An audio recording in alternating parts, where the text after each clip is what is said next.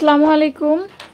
একটু আমাকে জানাও যে সবকিছু দেখতে পাচ্ছ কিনা ক্লিয়ারলি, আর শুনতে পাচ্ছ কিনা, সাউন্ডে কোনো ইস্যু আছে কিনা বা অন্য কোনো সমস্যা আছে কিনা আমাকে জানাও।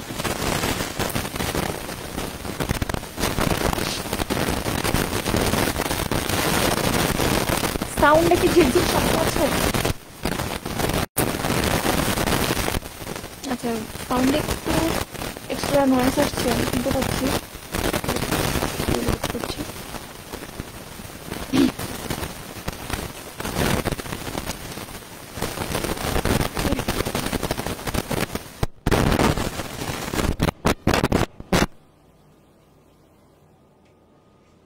আচ্ছা, এখন কি সাউন্ডের ইস্যু ঠিক হয়েছে? দেখো এখন শোনা যায় কিনা।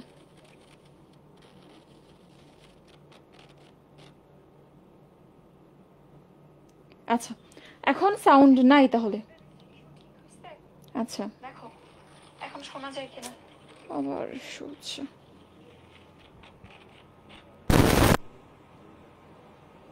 আচ্ছা, এখন সাউন্ড নাই তাহলে। আচ্ছা, এখন শোনা যায় কিনা। Sound problem. এখন ঠিক আছে কিনা বলো তো, আমি আবার ঘুরাই দিয়েছি।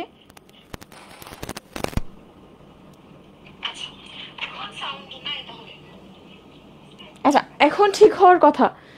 সাউন্ড ইস্যুটা আমি দেখতেছি, ঠিক না হলে তুমি আমাকে বলো বোর্ডটা দেখতে পাচ্ছ কি ক্লিয়ারলি। আশা করি দেখতে পাচ্ছ, আমি দেখতে পাচ্ছি। আচ্ছা, সাউন্ডটা ঠিক হচ্ছে, প্রবলেম নাই। এখন ঠিক হওয়ার কথা। সাউন্ড ইস্যুটা আমি দেখতেছি। আচ্ছা, ঠিক হয়েছে। হ্যাঁ, আমার এখান থেকে পারফেক্ট আছে, শুনতে পাচ্ছি ক্লিয়ারলি। আচ্ছা, তো আজকে আসলে আমাদের প্রি মেডিকেল ম্যানিয়ার ক্লাস, এবং আজকে আমার প্রথম ইন্ট্রোডাকশন। আজকে আমার ইংলিশের পার্টস অফ স্পিচ টপিকটা দিয়ে তোমাদের সাথে প্রথম ক্লাস।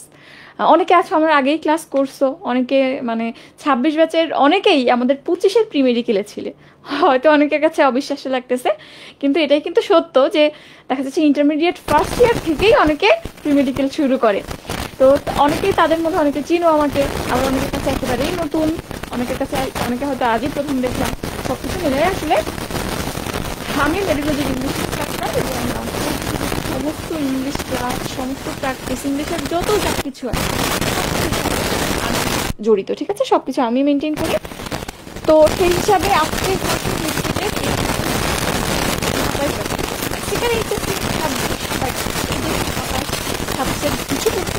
অলরেডি কিন্তু প্রি মেডিকেল শুরু করে দিয়েছে, মানে তাদের কলেজের ক্লাস শুরু হয় নাই, বাট তারা অনেক তোমাদের অনেক বন্ধুরাই আসলে কি বলবো, এখন বন্ধুরা ভর্তি হয়ে যাচ্ছে, আমি ভর্তি হই নাই, আমি পিছিয়ে যাচ্ছি, এমন যেন না হয়, একটু খোঁজ খবর রাখবে, ঠিক আছে। তো আজকে আমরা পার্টস অফ স্পিচ পড়বো। তো পার্টস অফ স্পিচের ব্যাপারে কিছু কথা যদি বলতেই হয়, তাহলে আমার মনে হয় এর থেকে বড় প্রমাণের কিছু নাই যে কেন ওগুলো টপিক থেকে পার্টস অফ স্পিচ কেন আমি নিয়ে আসছি। তুমি যদি এখানের কোশ্চেন সংখ্যাগুলো হিসাব করো, এটা হচ্ছে বিগত 15 বছরের কোশ্চেন অ্যানালাইসিস করে আমি এখানে টপিকগুলো সাজাইছি যে মেডিকেলে অ্যাকচুয়ালি কোন কোন টপিকগুলো লাগে, কোথা কোথা থেকে প্রশ্ন আসে। তো সেই টপিকগুলো সাজায় দেখো, পার্টস অফ স্পিচটা 36 নম্বর পজিশনে, 2 নম্বর পজিশনে আছে। 36টা প্রশ্ন আসছে বিগত 15 বছরে, মানে বুঝতে পারছো কতগুলো প্রশ্ন। 2টা 3টা কখনো 4টা প্রশ্ন এসেছে। এবং পার্টস অফ স্পিচের মধ্যেও দেখা যাচ্ছে আমরা নাম্বার এবং জেন্ডার করি, সেখান থেকেও 4টা প্রশ্ন আসছে। আবার তার মধ্যে আমরা পার্টিসিপল অ্যান্ড জেরান্ড করি, অর্থাৎ ভার্বাল করি, সেখান থেকেও 6টি প্রশ্ন আসছে। তো অ্যাকচুয়ালি যদি আমি এই টপিকটার মধ্যে যেগুলো পড়াই সব যদি অ্যাড করি, 45টার মধ্যে প্রশ্ন আসছে। তো সব থেকে ইম্পর্টেন্ট হবে পার্টস অফ স্পিচ, এক কথায় বলতে গেলে। এবং বর্তমান যে ট্রেন্ড চলছে, মানে হয় না যে 10 বছর আগের কোশ্চেন প্যাটার্ন যদি দেখো, তখন এক টাইপের প্রশ্ন আসতো, এখন কিন্তু একটু চেঞ্জ হয়েছে। বর্তমানের প্যাটার্নে পার্টস অফ স্পিচ সব থেকে ইম্পর্টেন্ট, মানে এর ধারে কাছে কেউ যাইতে পারবে না। এবং টপিকটা সিলেক্ট করার আরেকটা কারণ হচ্ছে এই জিনিসটা ম্যাক্সিমামটাই বুঝার। তুমি যদি একবার বুঝে ফেলতে পারো, জিনিসটা গুছাই ফেলতে পারো, সারা জীবন এই নিয়ে ঝামেলা লাগবে না। কিন্তু অন্যদিকে সিনোনিম অ্যান্টোনিম বা অন্য মেমোরাইজিং পার্টগুলোর কথা যদি বলো, তাহলে সেই জিনিসটা আমি তোমার পড়াইলাম, তুমি 2 দিন পর ভুলে যাবো। বাট এই জিনিসটা বেসিক, তুমি যদি বুঝো তাহলে কিন্তু একেবারে 100% ক্লিয়ার হয়ে যাবে। আচ্ছা, সাউন্ড ঠিক আছে না? আচ্ছা, আবার সাউন্ড প্রবলেম। আল্লাহ, এই সাউন্ডের ইস্যু কি করবো।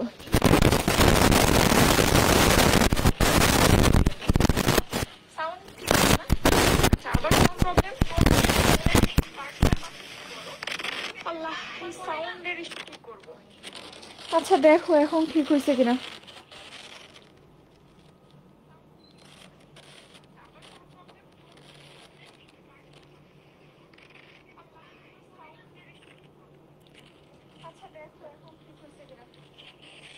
না রে, নয়েজ তো যাইতেছে না।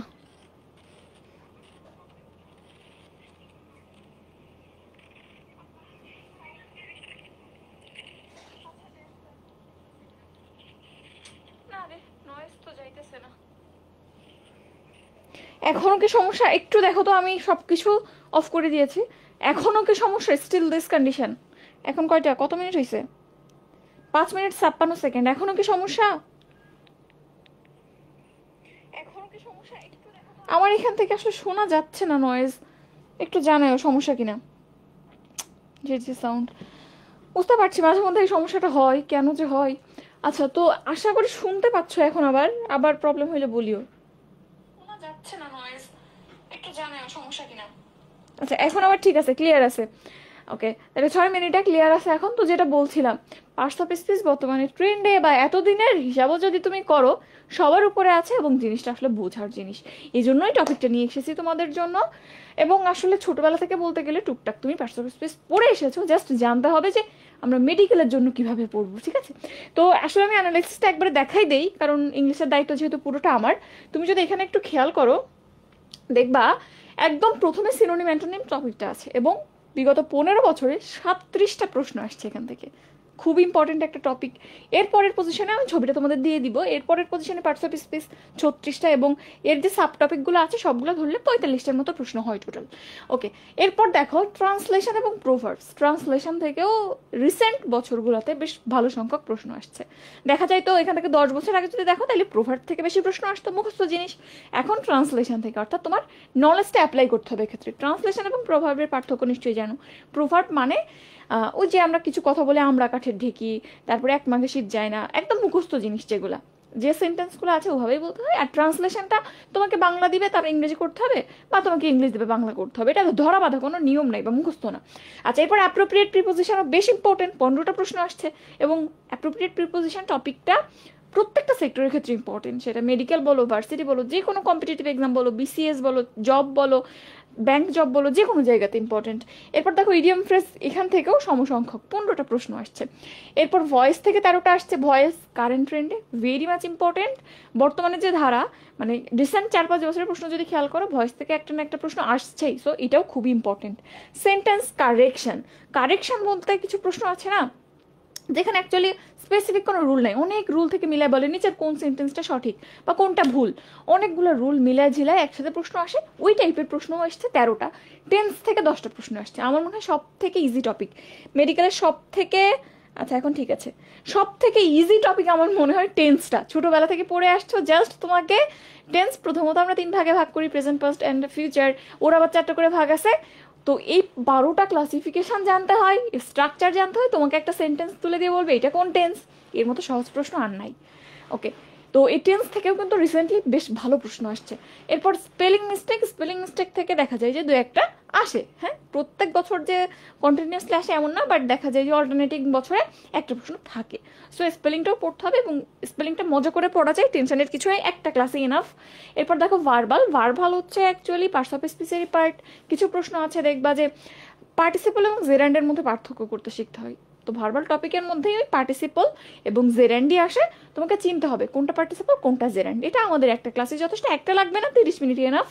তো এখান থেকেও কিন্তু 6টা প্রশ্ন আসছে। ন্যারেশন, ন্যারেশন থেকে 5টা আসছে। ন্যারেশন থেকে খুব বেশি প্রশ্ন আছে না, বাট রিসেন্টলি দেখা যাচ্ছে 2-3 বছরে প্রশ্ন আসছে 2-1টা। এরপর দেখো গ্রুপ ভার্ব, গ্রুপ ভার্ব থেকে 5টা আসছে এবং এটা অ্যাকচুয়ালি অ্যাপ্রোপ্রিয়েট প্রিপোজিশনের পার্ট। ইউনো, গ্রুপ ভার্ব এবং অ্যাপ্রোপ্রিয়েট প্রিপোজিশন আমরা একসাথে পড়বো এবং এটা অ্যাকচুয়ালি দুইটা মিলেই একটা টপিক হয়। ওয়ান ওয়ার্ড সাবস্টিটিউশন, যেটাকে আমরা এক কথায় প্রকাশ বলি বাংলাতে, এখান থেকেও রিসেন্টলি প্রশ্ন আসছে। এবং ওয়ান ওয়ার্ড সাবস্টিটিউশনের ক্ষেত্রে আমরা যেটা ফোকাস করি যে একটা ওয়ার্ড, ওয়ান ওয়ার্ড সাবস্টিটিউশন, তোমাকে একটা সেন্টেন্স বলবে, এটাকে এক কথায় কি বলবো, ওই ওয়ার্ডটা তোমাকে জানতে হবে। তো এখানে ওয়ার্ডটা জানা এবং তার মিনিং জানাই না। তুমি যদি একটা ওয়ার্ডের মিনিং জানো, তাহলে এটাকে ব্যাখ্যা করে যদি একটা সেন্টেন্স বলি, তুমি মিলাইতে পারবে না যে এই সেন্টেন্স দ্বারা এই ওয়ার্ডটাকে বুঝাই। তো এটাও তোমার যদি ভোকাবুলারি ভালো হয়, আমার মনে হয় না ওয়ান ওয়ার্ড সাবস্টিটিউশন তোমাকে বাধা দিতে পারবে। অ্যান্ড ট্রান্সফরমেশন অফ সেন্টেন্স, এটা কোন টপিক? এর মধ্যে অনেকগুলো জিনিস আছে, affirmative two negative, assertive, interrogative, affirmative, এই টাইপের জিনিসগুলো আসে, সেন্টেন্স স্ট্রাকচারাল ক্লাসিফিকেশন।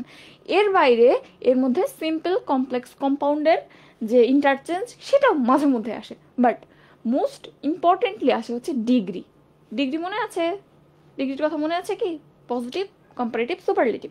তো এই তিনটা জিনিস মিলাই স্ট্রাকচারাল সেন্টেন্সের classification, then type of sentence মানে হচ্ছে সিম্পল কমপ্লেক্স কম্পাউন্ড, আর হচ্ছে ডিগ্রি। এই তিনটা জিনিস থেকেই এই টপিকটা থেকে 4টা প্রশ্ন আসছে।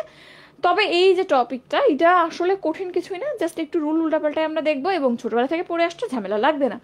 এরপর ফ্রেজ অ্যান্ড ক্লজ থেকে 4টা প্রশ্ন আসছে। এখানে পার্টস অফ স্পিচের ক্ষেত্রেও দেখবা যে চিনতে হবে এইটা কোন পার্টস অফ স্পিচ, এটা কোন পার্টস অফ স্পিচ। ফ্রেজ ও ক্লজও একই রকম, তুমি যদি পার্টস অফ স্পিচ বুঝো ওটা বুঝে যাবা। একটা ফ্রেজ একটা সেন্টেন্সের মধ্যে মার্ক করা থাকবে, বলবে এটা কোন ফ্রেজ, এটা কোন ক্লজ, তোমাকে চিনতে হবে। ওকে, এটাও পুরোপুরি বোঝার জিনিস, জাস্ট একটা ক্লাস তুমি যদি মনোযোগ দিয়ে করো ইনশাল্লাহ পেরে যাবা। নাম্বার, জেন্ডার, এটা আমরা পার্টস অফ স্পিচের সাথে পড়ে থাকি এবং এখান থেকেও দুইটা প্রশ্ন আসছে। রিসেন্টলি কিন্তু জেন্ডার থেকে প্রশ্ন আসতেছে। কন্ডিশনাল, কন্ডিশনাল জাস্ট 4টা রুল। ওই যে ইফ যুক্ত সেন্টেন্সের যে ব্যাপারটা, ওটাই কিন্তু ওই গ্রামারটার টপিকের নামই কন্ডিশনাল, শর্তযুক্ত বাক্য।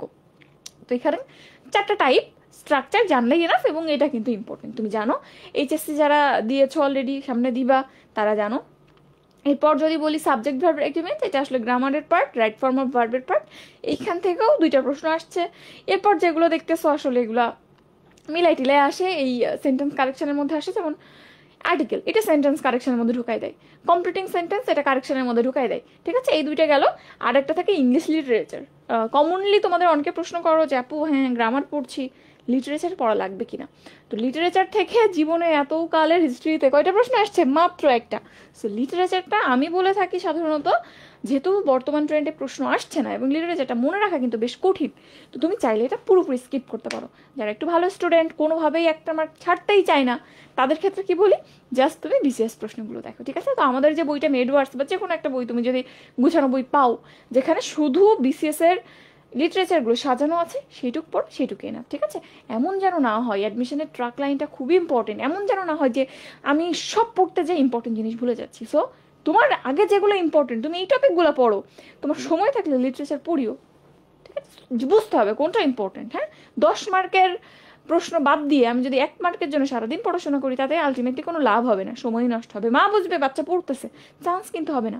অনেক জায়গাতে গল্প শুনবা যে আল্লাহ এত পড়ছে চান্স হইল না, তার কিন্তু পড়াতে টাইম দিয়েছে, পরিশ্রম করছে, বাট স্ট্র্যাটেজিটা ঠিক ছিল না। সো অ্যাডমিশনে এই রোড ম্যাপটা, স্ট্র্যাটেজিটা কীভাবে আগাইতে হবে, কোনটা করা যাবে কোনটা করা যাবে না, এই জিনিসগুলো খুব ইম্পর্টেন্ট। তুমি ফার্স্টে এটা এখানে আসছো, সো কোন জিনিসটা ভুল কোনটা সঠিক তোমার কিন্তু প্রপারলি বুঝতে পারবে না। অনেক সময় কনফিউশন লাগবে, আল্লাহ এটা কেমনে পড়বো, এটা কেমনে পড়বো। যেমন আমার ধারণা ছিল মেডিকেল মানেই বায়োলজি, বায়োলজি পড়লেই হয়ে যায়, বাট অ্যাকচুয়ালি কি তাই না? সো এই জিনিসগুলো সম্পর্কে ক্লিয়ার কাট ধারণা থাকতে হবে, কি পড়তে হবে, কিভাবে পড়তে হবে, এবং যে কোনো প্রয়োজনে তুমি আমাদেরকে নক করতে পারো ফার্স্ট টাইম থেকে বা ফার্স্ট ইয়ার থেকে। তোমার যদি একটা ক্লিয়ার কনসেপ্ট থাকে যে কিভাবে কোন বইটা কিভাবে পড়তে হয়, কোথা থেকে প্রশ্ন হয়, তুমি যখন এইচএসসির প্রিপারেশন নিচ্ছ, বইটা বেসিক সহ বুঝে রিডিং পড়তেছো, তখন ওই জায়গাগুলো যদি মার্ক করে রাখো, সেই জায়গাগুলো এইচএসসির জন্য কাভার হয়ে গেল, ওইটা কিন্তু অ্যাডমিশনেও বিশাল একটা ইফেক্ট ফেলবে। ঠিক আছে, সো আমরা এখানে বলে দিলাম কি কি টপিক লাগে। তুমি একটা স্ক্রিনশট নাও, মোটামুটি স্ক্রিনে আমি দেখতে পাচ্ছি, তুমি দেখতে পাবো, আমি ছবিটা তোমাদেরকে দিয়ে দেবো। অলরেডি দেখো একটা পোস্ট দিয়েছিলাম আজকে গ্রুপে। সো এই জিনিসটা তুমি সেভ করো। ওকে, এখন আসো আমরা মূল টপিকের মধ্যে যাই। আজকে আমরা কি পড়বো? পার্টস অফ স্পিচ পড়বো। তো পার্টস অফ স্পিচ থেকে তোমাদের জানতে হবে কি টাইপের প্রশ্ন আসে, কি প্রশ্ন আসে। তো সেইটা যদি আমি একটু বলি, তাইলে দেখো আসলে পার্টস অফ স্পিচ এখান থেকে খুব স্পেসিফিক ধরনের প্রশ্ন আসে, বাট প্রবলেম যেটা হয়, তোমরা ম্যাক্সিমামে যে কাজটা করো, বুঝে পড়তে চাও না। মনে করো যে ইংলিশটিকে হ্যাঁ মুখস্থ করলেই হয়ে যাবে, বাট এখানে তো বোঝার জায়গা আছে, অবশ্যই প্রত্যেকটা জায়গাতে বোঝার জায়গা আছে, কোরিলেশনের জায়গা আছে। সো ওই জিনিসগুলো ক্যাচ করতে হবে। এখন আসো আমরা একটু দেখি যে পার্টস অফ স্পিচ থেকে আসলে কি ধরনের প্রশ্ন হয়, তাহলে আমাদের পড়াটা ইজি হয়ে যাবে। তো প্রাইমারিলি যদি বলি, পার্টস অফ স্পিচ থেকে সব থেকে কমন প্রশ্ন হচ্ছে আইডেন্টিফিকেশন। কিরকম আইডেন্টিফিকেশন? তোমাকে একটা ওয়ার্ড দিয়ে বলতে পারে, ওয়ার্ড বা সেন্টেন্সের একটা ওয়ার্ড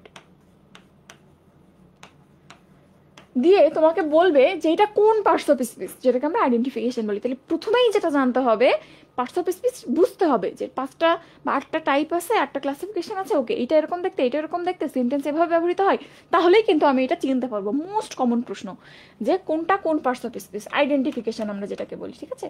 সো প্রথমে আইডেন্টিফিকেশন। ওকে, এরপর আমি যদি সেকেন্ড পজিশনের কথা বলি, 2 নম্বর কি ধরনের প্রশ্ন আসে, তাইলে 2 নম্বরেই দেখবা যে এখানে কিছু প্রশ্ন আসে যে একটা ফর্ম আছে, একটা নাউন আছে, এটার ভার্ব ফর্ম কি হবে, যেটাকে আমরা interchange of parts of speech বলি। যে নাউন, এটার ভার্ব ফর্ম কেমন, একটা ভার্ব, এটার অ্যাডজেক্টিভ ফর্ম কেমন, তো এটাকে বলি আমরা interchange of parts of speech. So তোমাকে ইন্টারচেঞ্জও জানতে হবে, এটার জন্য আলাদা একটা টপিক আলাদাই আছে dedicated, interchange of parts of speech. বুঝছো এটা কোন জিনিস? ইন্টারচেঞ্জ। ওকে, এরপর 3 নম্বরে আরেকটা টাইপের প্রশ্ন আসে যেটা আসলে এটার সাথে একটু রিলেটেড, সেটা হচ্ছে যে ক্লাসিফিকেশন। পার্টস অফ স্পিচের প্রত্যেকটারই আবার ক্লাসিফিকেশন আছে। নাউন 5 প্রকার, প্রোনাউন 8-9 প্রকার বা 10 প্রকারে ভাগ করা হয়, এক এক জায়গাতে এক রকম। তো এই যে ক্লাসিফিকেশনটাও জানতে হবে। তাইলে আমরা ক্লাসিফিকেশনটাও কিন্তু মনোযোগ দিয়ে পড়বো। ক্লাসিফিকেশন তোমাকে অ্যাজ এ হোল বলতে পারে একটা ওয়ার্ড দিয়ে, যেমন হচ্ছে চাইল্ডহুড। গতবারের প্রশ্ন, চাইল্ডহুড কোন পার্টস অফ স্পিচ, তুমি কি বলবা? এটা নাম বুঝাই, যে কোনো শব্দ শেষে হুড, নেস, ডম এরকম সাফিক্স যদি থাকে আমরা জানি সেটা নাউন। এখন আরো বেশি প্রশ্ন আসতে পারে আরো একটু ডিটেলসে, যে ওকে আমি বুঝলাম এটা একটা নাউন। এখন নাউনের আবার ভাগ আছে না, তুমি নাউনের ক্লাসিফিকেশন পড়ছো, ওকে পড়ছি। তো নাউনের ক্লাসিফিকেশনে নাউনকে আবার 5 ভাগে ভাগ করা যায়, সেই ভাগের মধ্যে কোনটার মধ্যে পড়ে। তাহলে ক্লাসিফিকেশনটাও কিন্তু সমানভাবে গুরুত্বপূর্ণ, ঠিক আছে। তাহলে মোটামুটি এই টাইপের প্রশ্নই আসে, একটা হচ্ছে আইডেন্টিফিকেশন, আর একটা ক্লাসিফিকেশন থেকে আইডেন্টিফিকেশন, বা অনেক সময় ক্লাসিফিকেশন থেকে ডিরেক্ট উঠায় দেয়, বলতে পারে যে এটা কত প্রকার বা এভাবে ভাগ করছে, এটার অর্থ কি, এরকম রিলেটেড প্রশ্ন আসে ক্লাসিফিকেশন থেকে, অর্থাৎ এটা বুঝতে হবে। আরেকটা হচ্ছে interchange of parts of speech, ঠিক আছে। আরেকটা টপিক আমরা আলাদা করে পড়ি, সেটা হচ্ছে same word used as different parts of speech. একটা ওয়ার্ড বিভিন্ন জায়গাতে বিভিন্নভাবে ব্যবহৃত হতে পারে, সেটাও একটু পড়তে হয়। এবং ওই জিনিসটা আমার মনে হয় সব থেকে ইন্টারেস্টিং এবং একটু ঝামেলা আছে, বাট ওইটা আইডেন্টিফিকেশনের মধ্যে যায়, অর্থাৎ সেন্টেন্সের মধ্যে একটা ওয়ার্ড মার্ক করে দেয়, হয়তো দেখতে লাগতেছে সেটা নাউনের মতো, বাট ব্যবহৃত হয়েছে অন্য কিছু হিসেবে, তো ওটাও আইডেন্টিফিকেশনে যায়। বাট যেহেতু একটু কমপ্লেক্স, একটু অন্যরকম টপিকটা, এই জন্য আমরা আলাদা টপিক হিসেবে পড়াই। তো আমরা অ্যাজ এ হোল আজকে কি পড়বো বলো তো? আজকে বেসিক ক্লাসিফিকেশন, মানে পার্টস অফ স্পিচ কত প্রকার, কি কি, প্রত্যেকটা টাইপের আবার ক্লাসিফিকেশন, বেসিক্যালি আমরা এই জিনিসটা পড়বো, এবং এর আশেপাশে যদি ছোট ছোট জিনিস লাগে তাহলে পড়বো, ঠিক আছে। আমাদের এখানে যে স্লাইডটা আছে বেশ বড় স্লাইড, কিন্তু আমরা সবটা পড়তে পারবো না, বিকজ আমরা এই যে স্লাইডটা 3 থেকে 4 দিনে ক্লাস নেই, তোমাকে একদিনে আমাকে পড়াই দিতে বলা হয়েছে, এবং তোমরা এখনো একেবারেই ম্যাচিউর, একেবারে ছোট মানুষ কেবল আসছো, সেই ক্ষেত্রে সব কিছু না পড়ে ইজিলি তোমরা যাতে নিতে পারো, এবং একটা ক্লাসের যতটুকু সম্ভব হয় আমার জন্য ডেলিভার করা, তোমার জন্য নেওয়া, ততটুকুই পড়াবো, ঠিক আছে। আচ্ছা, এখন আসো পার্টস অফ স্পিচ জিনিসটা কি। এতক্ষণ তো গেজেইতেছি, বললামই না পার্টস অফ স্পিচ জিনিসটা কি। পার্টস অফ স্পিচ, তুমি যদি এই 3টা ওয়ার্ডকে ভাঙো, তাহলে কি পার্ট মানে কি? অংশ। কিসের অংশ? স্পিচ। স্পিচ মানে কিন্তু মুখের যে কথা আমরা যেটা বলি সেটাই স্পিচ, অর্থাৎ সেন্টেন্স। স্পিচ অর্থ সেন্টেন্স। তাইলে পার্টস অফ স্পিচ মানে বাক্যের অংশ। তো বাক্যের অংশ মানে কি? বাক্যের অংশ মানে একটা শব্দ, তো অ্যাকচুয়ালি পার্টস অফ স্পিচ মানে শব্দই বলা হয়। তো পার্টস অফ স্পিচ এবং শব্দের মধ্যে একটা পার্থক্য আছে, এটাকে আমি তো ওয়ার্ডও বলতে পারতাম। ওয়ার্ড কেন বললাম না? কারণ শর্ত হচ্ছে word is a single word, মানে মনে করো আমি একটা জিনিস দিলাম কনজাংশন, এটাকে একটা ওয়ার্ড, বাট এটা কি কোনো পার্টস অফ স্পিচ না। পার্টস অফ স্পিচ হওয়ার ক্ষেত্রে একটা শর্ত থাকে যে এটা অবশ্যই বাক্যে ব্যবহৃত হবে, ঠিক আছে। সো ওয়ার্ড কমনলি সব কিছুকেই ওয়ার্ড বলা যায়, বাট যখন একটা ওয়ার্ড বাক্যে ব্যবহৃত হয়, মিনিংফুল একটা বাক্যে ব্যবহৃত হয়, তখনই সেটাকে পার্টস অফ স্পিচ বলা হয়, ঠিক আছে। সো পার্টস অফ স্পিচ কি জিনিস তুমি জানলা, এখানে ওইটা লেখা আছে। ওকে, এখন আসো, ওই জিনিসটা এখানে লেখা আছে যে কখন পার্টস অফ স্পিচ এবং কখন ওয়ার্ড। এখন আসো পার্টস অফ স্পিচকে আমরা ক্লাসিফাই করব। তো সব জায়গাতে সব বইতেই দেখবা যেভাবে ক্লাসিফিকেশন করা আছে আমি ওভাবেই নিয়ে আসছি। পার্টস অফ স্পিচকে আমরা অ্যাজ এ হোল 8 ভাগে ভাগ করতে পারি। কয় ভাগ? 8 ভাগ। দেখো সবাই জানো এই নামগুলা। প্রথমে তো নাউন। নাউন মানে হচ্ছে নাম, যে ওয়ার্ড দ্বারা কোনো কিছু নাম বুঝায় সেটাকে আমরা নাউন বলে থাকি। যেমন যে কোনো একটা জায়গার নাম, যেমন ঢাকা, একটা মানুষের নাম রহিম, একটা নদীর নাম পদ্মা, ঠিক আছে। এরকম যে কোনো কিছু নাম বুঝাইলে সেটাকে আমরা নাউন বলবো। ওকে, এরপর দেখো প্রোনাউন। প্রো মানে পজিশন, কিসের পজিশন? নাউনের পজিশন। কোনো ওয়ার্ড যদি নাউনের পজিশনে বসে ওই নাউনকে ইন্ডিকেট করে, ডিরেক্টলি নাউন উল্লেখ নাই, বাট কোনো একটা ওয়ার্ড ওই নাউনকে নির্দেশ করছে, তখন সে ওয়ার্ডকে আমরা প্রোনাউন বলি। যেমন একটু আগে মনে করো বলছিলাম রহিমের নাম রহিম, রহিম ইজ আ গুড বয়। সে কই পড়ে বা পরবর্তী সম্পর্কে তার সম্পর্কে অন্য কোনো কথা বলতে গেলে আমরা রহিমের পরিবর্তে হি ব্যবহার করতে পারি। তাহলে ও নাউনের পরিবর্তে রহিমের পরিবর্তে বসছে, নাউনের পজিশনে বসছে এবং ওই নাউনকে ইন্ডিকেট করছে। সো এরকম যে কোনো শব্দ যে নাউনকে ইন্ডিকেট করে সেটা হচ্ছে প্রোনাউন। হয়তো অনেকের কাছে লাগতেছে আপু এই ছোট ছোট জিনিস কেন বলতেছো, সবই তো পারি, বাট এখান থেকেই প্রশ্ন আসে। এবং মানে কি বলবো জানি না, কিছু স্টুডেন্ট আছে যত কোশ্চেন ইজি হয় তত বেশি ভুল করে। মানে তোমাকে মনে করো আমি এই প্রশ্নটা দিলাম যে হি কোন পার্টস অফ স্পিচ, তো তুমি প্রথমে যেটা ভাববা আল্লাহ এত সহজ প্রশ্ন না, নিশ্চয়ই প্রশ্নকর্তা এটা জানতে চাইনি, অন্য কিছু একটা জানতে চাইছে, আমার ভুল হচ্ছে নিশ্চয়ই। তো কিছু স্টুডেন্ট আছো যারা সহজ প্রশ্ন দেখলে এই চিন্তা করে জিনিসটাকে কমপ্লেক্স বানাই ফেলো এবং একসাথে জগা খিচুড়ি করে কি চিন্তা করে যে কি দাঁড়ায় আসো বুঝি না। যত কোশ্চেন ইজি হয় তত খারাপ করো পরীক্ষা। সো এই জিনিসটা থেকে বের হয়ে আসো। মেডিকেলের কোশ্চেন প্যাটার্ন তুমি যদি ফলো করো, খেয়াল করো, দেখবা এখানে হয়তো 60 to 70% প্রশ্ন এমন থাকে ম্যাক্সিমাম বা অ্যাভারেজ স্টুডেন্ট আনসার করতে পারে। বাকি যে 30-40% থাকে ওটা একটু কঠিন, একটু জটিল, এবং ওটাই ডিটারমাইন করে যে চান্স আসলে কে পাবে কে পাবে না। ঠিক আছে, সো কিছু প্রশ্ন কিন্তু ইজি থাকবে, এরকম প্রশ্ন থাকবে। রহিম কোন পার্টস অফ স্পিচ থাকবে, এটা আবার নাউনের মধ্যে কোন নাউন থাকতে পারে, আসে তো প্রশ্ন। চাইল্ডহুড কোন নাউন, গতবারই তো আসছে, তার 1 বছর আগে, তারপরও আসছে, তো 2-3 বার আসছে, তো এগুলো ইজি জিনিসও আসে।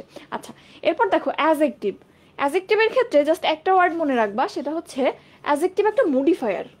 মডিফায়ার মানে যে ওয়ার্ডগুলা অন্য ওয়ার্ডকে মডিফাই করতে পারে। মডিফাই মানে সামান্য পরিবর্তন। কিরকম পরিবর্তন? মনে করো আমি বললাম রহিম একটা বালক, রহিম ইজ আ বয়। এখন একে মডিফাই, বয় শব্দটাকে মডিফাই করা যায় কিভাবে? ছেলেটা কেমন, ভালো। তো তুমি যদি বলো রহিম ইজ আ গুড বয়, তখন কিন্তু বয় শব্দটা মডিফাই হলো, সামান্য পরিবর্তন হলো। কেমন ছেলে? ভালো ছেলে। আবার তুমি খারাপ ছেলে বলতে পারতা। সো যখন কোনো একটা ওয়ার্ড সম্পর্কে এক্সট্রা কোনো ইনফরমেশন তুমি দিচ্ছ, ওই ইনফরমেশন দিয়ে শব্দটার একটু পরিবর্তন হলো না, আলাদা একটা সেন্স তৈরি হলো না, এটাকে মডিফিকেশন বলা হয়। তো মনে রাখবা অ্যাজেক্টিভ এমন শব্দ যে নাউন এবং প্রোনাউনকে মডিফাই করে, কেবলমাত্র নাউন এবং প্রোনাউন। তাহলে অ্যাজেক্টিভের ক্ষেত্রে স্টার দিয়ে লিখে রাখো যে modifies only noun and pronoun, অন্য কিছুকে কিন্তু মডিফাই করবে না, শুধু নাউন এবং প্রোনাউনকে মডিফাই করবে।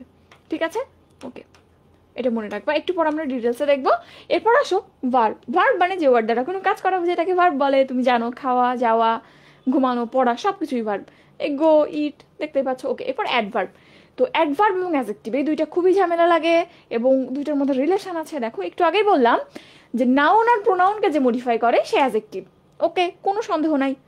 এরপর দেখো নাউন প্রোনাউন ছাড়া আরো অনেক পার্টস অফ স্পিচ আছে, অ্যাডজেক্টিভ আছে, ভার্ব আছে, অ্যাডভার্ব আছে, প্রিপোজিশন, কনজাংশন। এদের কি মডিফিকেশনের দরকার নাই? আমি বললাম সে হাঁটে, হ্যাঁ হাঁটা একটা ভার্ব। ওকে, এরও মডিফিকেশন সম্ভব। কিভাবে? সে জোরে হাঁটে নাকি ধীরে হাঁটে, তার মডিফিকেশন সম্ভব অবশ্যই। তাহলে এই ভার্বকে কে মডিফাই করবে? তখনই প্রশ্ন আসে ওকে অ্যাডজেক্টিভের ভাগে আমি নাউন এবং প্রোনাউন দিয়ে দিলাম, নাউন এবং প্রোনাউনকে যে মডিফাই করবে তাকে আমরা অ্যাডজেক্টিভ বলছি। এর বাইরে যত পার্টস অফ স্পিচ আসে সবাইকে মডিফাই করে অ্যাডভার্ব। তাহলে অ্যাডভার্বকে নাউন এবং প্রোনাউন ছাড়া দুনিয়ার সমস্ত কিছুর মডিফায়ার। ওকে, এরপর দেখো প্রিপোজিশন কি জিনিস তুমি জানো? প্রিপোজিশন, প্রি মানে পূর্বে, পজিশন মানে অবস্থান। তো কিসের পূর্বে অবস্থান? প্রশ্ন আসে কিসের পূর্বে অবস্থান? নাউন বা প্রোনাউনের পূর্বে অবস্থান। তো প্রিপোজিশনের ক্ষেত্রে মনে রাখবা নাউন বা প্রোনাউনের পূর্বে বসে, নাউন বা প্রোনাউনের আগে বসে যে শব্দ বাক্যের অন্য অংশের সাথে ওই নাউন বা প্রোনাউনের সম্পর্ক তৈরি করে তাকেই আমরা প্রিপোজিশন বলি। মনে থাকবে নাউন বা প্রোনাউনের আগে বসবে এবং বাক্যের অন্য অংশের সাথে তার সম্পর্ক নির্দেশ করবে। ঠিক আছে, যেমন দেখো কাম ইনটু দ্য রুম বা please come into the room. আমি তোমাকে বলতেছি দয়া করে রুমের মধ্যে আসো। তো এই যে ইনটু শব্দটা, তার পজিশন কোথায়, অবস্থান কোথায়? দা রুমের আগে। দা রুম একটা ঘর, এটা তার নাম বুঝাচ্ছে, স্পেসের নাম বুঝাইতেছে। তো এই ক্ষেত্রে এটা নাউন এবং এর আগেই বসছে এই শব্দটা। তাইলে অবস্থান বুঝলাম, প্রিপোজিশন নাম হয়েছে বুঝলাম। আগে এরপর দেখতে হবে কাজটা কি, কাজটা কি করতেছে। তো এই যে পুরো সেন্টেন্সটাই রুমের কি ভূমিকা বা রুমের কি সম্পর্ক সেটা তুমি বুঝতে পারছো ইনটু শব্দটা দিয়ে। যে রুমের ভেতরে আসো, আমি যদি বলতাম যে come out of the room, room থেকে বাইরে বের হয়ে আসো, তখন কিন্তু আবার রুমের সাথে সেন্টেন্সের অর্থটাই আলাদা হয়ে যেত। সো একটা প্রিপোজিশনে নির্দিষ্ট করে দেয় যে বাক্যে নাউন বা প্রোনাউনের সাথে রিলেশনটা কিরকম হবে, কিভাবে কাজটা হবে, কিভাবে ওই নাউনের সাথে সম্পর্কটা হবে কাজের, যে ভেতরে আসবে নাকি বাইরে যাবে। ঠিক আছে, তাহলে শর্ত দুইটা, একটা নাউন বা প্রোনাউনের আগে থাকবে এবং বাকির অন্য পোর্শনের সাথে তার কোনো একটা রিলেশন বলবে। এবং দেখো প্রত্যেকটা প্রিপোজিশনের আলাদা অর্থ আছে। যেমন ফর মানে জন্য, তাহলে এখানে ভার্বের সাথে কর্তা এবং কারকের সম্পর্ক। এরপর তুমি যদি বলো বাই মানে দ্বারা, তাহলে এখানে কোনো কিছু দ্বারা একটা কাজ হচ্ছে বোঝা যায়, এখানেও সম্পর্ক বোঝা যায়, জিনিসটা কি কিছু একটা দ্বারা কিছু একটা হচ্ছে। ঠিক আছে, এখানে তোমার সেন্সটা ক্লিয়ার করে। প্রিপোজিশনের কাজই হচ্ছে অনেকগুলো বাক্য, অনেকগুলা ওয়ার্ড মনে করো একটা সেন্টেন্সের মধ্যে তুমি জুড়ছো। যেমন আমি বলি a apple, a room, I, me, computer, কোনো অর্থ প্রকাশ করছে না। তুমি যখন এর মধ্যে প্রিপোজিশন দিবা, ক্লিয়ার একটা কনসেপ্ট তৈরি হবে। সো প্রিপোজিশনের কাজ হচ্ছে অর্থটাকে ক্লারিফাই করা। গেল, এমনি তুমি চিনতে পারবা, বাট অনেক সময় আসে যে প্রিপোজিশন কেন এরকম নাম হইলো, কিভাবে চিনবো। সো দুইটা জিনিস মনে রাখবা। এরপর আসে কনজাংশন। কনজাংশন মানে দুইটা ফ্রেজ বা দুইটা ক্লজকে যে যুক্ত করে তাকেই বলা হয় কনজাংশন। প্রিপোজিশন কনজাংশন একটু কাছাকাছি লাগে, বাট মনে রাখবা যে প্রিপোজিশন যেটা, এটা নাউন বা প্রোনাউনের মধ্যে কানেকশন তৈরি করে, আর কনজাংশনের ক্ষেত্রে ফ্রেজ বা ক্লজের মধ্যে কানেকশন তৈরি করে। ম্যাক্সিমাম ক্ষেত্রে ক্লজের ক্ষেত্রে কনজাংশন ব্যবহার করা হয়। এবং মনে রাখবা যে প্রিপোজিশনের আলাদা অত ক্লিয়ার অর্থ নাই, জাস্ট রিলেশন বোঝা যায়, বাট কনজাংশনের আলাদা অর্থ আছে। যেমন অ্যান্ড মানে এবং, বাট মানে কিন্তু, দো মানে যদিও। এখানে অর্থগুলো খুবই খুবই কনসপিকিউয়াস। এবং কানেক্টর হিসেবে তুমি যে শব্দগুলো ব্যবহার করো, এইচএসসি নিশ্চয়ই তুমি জানো কানেক্টর কি। সো কানেক্টর হিসেবে তুমি যে শব্দগুলো ব্যবহার করো তারা অ্যাকচুয়ালি কনজাংশন। ঠিক আছে, এরপর দেখো ইন্টারজেকশন। ইন্টারজেকশন এইবার একটা প্রশ্ন আসছে যে ওয়াও কোন পার্টস অফ স্পিচ, এইবারই আসছে, এইবার মেডিকেলে। সো ইন্টারজেকশন মনে রাখবা, ইন্টারজেকশন মানে আবেগসূচক শব্দ। আবেগসূচক যে শব্দগুলোতে আবেগ বুঝানো, ওয়াও এটা মনের অনুভূতি বোঝাচ্ছে। তারপরে তুমি যখন বলো আয় হাই, কি হইল, আয় হাই, যেটাকে আমরা ইংলিশে অ্যালাস বলে থাকি। তারপরে তুমি অন্য শব্দও বলতে পারো, হুররে, অনেক মজার ঘটনা, হুররে বলতে পারো।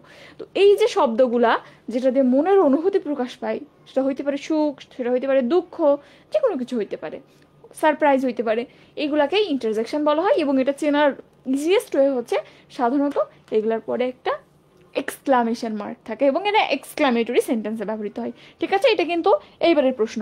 ঠিক আছে, দেখো এইবার ওয়াও থেকে এই প্রশ্নটা আসছে যে ওয়াও কোন পার্টস অফ স্পিচ। আরেকটা প্রশ্ন আসছিল চাইল্ডহুড, চাইল্ডহুড থেকে, চাইল্ডহুড কোন টাইপের নাউন। আরেকটা প্রশ্ন আসছিল হচ্ছে প্রোনাউন থেকে যে এনিয়ন, এনিয়ন এনিবডি, এনিয়ন বা এনিবডি, এটা কোন প্রোনাউন। এটা একটু মনে রাখিও, এখন আমরা একটু পরেই এটা দেখবো, এনিয়ন বা এনিবডি এটা কোন প্রোনাউনের মধ্যে পড়ে। ওকে, তো চলো আমরা একটু সামনে আগাই। পরের পেজে দেখো আমরা নাউনের মধ্যে ঢুকি। নাউন মানে নাম, অলরেডি বলেছি যে ওয়ার্ড দ্বারা কোনো ব্যক্তি হইতে পারে, বস্তু হইতে পারে, স্থান হইতে পারে, যে কোনো কিছুর নাম বুঝাইলেই সেটাকে আমরা নাউন বলে থাকি। ওকে, এবার আসো নাউনের ক্লাসিফিকেশন। এতক্ষণ আমরা দেখলাম পার্টস অফ স্পিচের ক্লাসিফিকেশন, এখন নাউনের ক্লাসিফিকেশন। নাউনকে কয় ভাগে ভাগ করা যায়? নাউনকে ব্রড হেডিংয়ে দুই ভাগে ভাগ করা যায়, দুই ভাগে।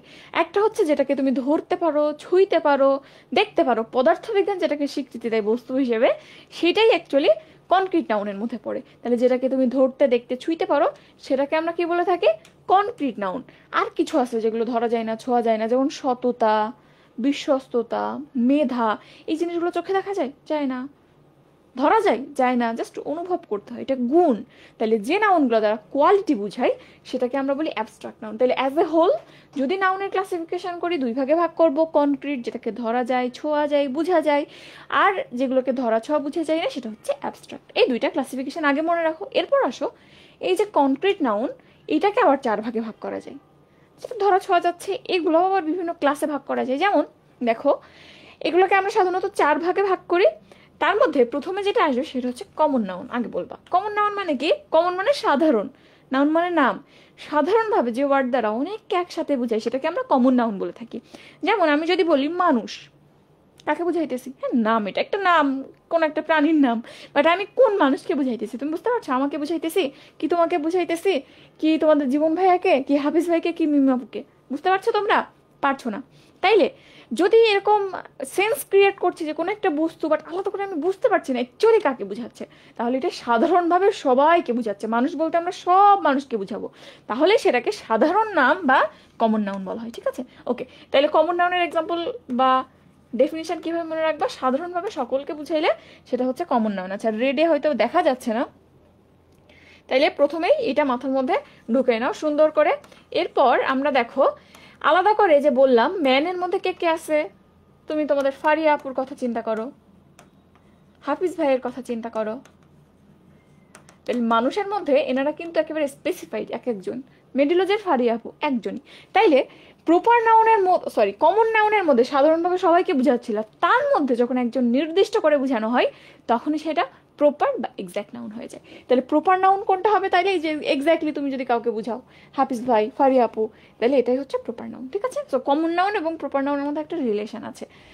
কমন নাউন সবাইকে একসাথে বোঝায়, প্রপার নাউন এক একজনকে আলাদা করে নির্দিষ্ট করে বোঝায়। ওকে, গেল এই দুইটা ভাগ। এরপর আসো কালেকটিভ নাউন। কালেকটিভ নাউন কিরকম হইতে পারে? এখন ক্লাসে কয়জন আছো? 129 জন আছো। তো এই ক্লাসের মধ্যে 129 জনকে আমি কি বলবো? যে ক্লাসে কয়জন আছো, আমি জিজ্ঞেস করছি ক্লাসে কয়জন আছো। ক্লাস মানে তোমরা সবাই মিলে যে একসাথে তুমি এবং আমি যে ইন্টারাকশন এবং তোমাদের যে গ্রুপ, সেটাই কিন্তু ক্লাস, টিচার এবং স্টুডেন্ট নিয়ে। তাইলে ক্লাস ইজ ইকুয়াল, আমি এখন লিখতে পারি ক্লাসে কয়জন আসছো? 134 জন। তো এই যে 134 জন, এই ক্লাস 134 জন একসাথে একটা ওয়ার্ড দিয়েই প্রকাশ করছি, বাট এর মধ্যে অনেকজন একসাথে আছে।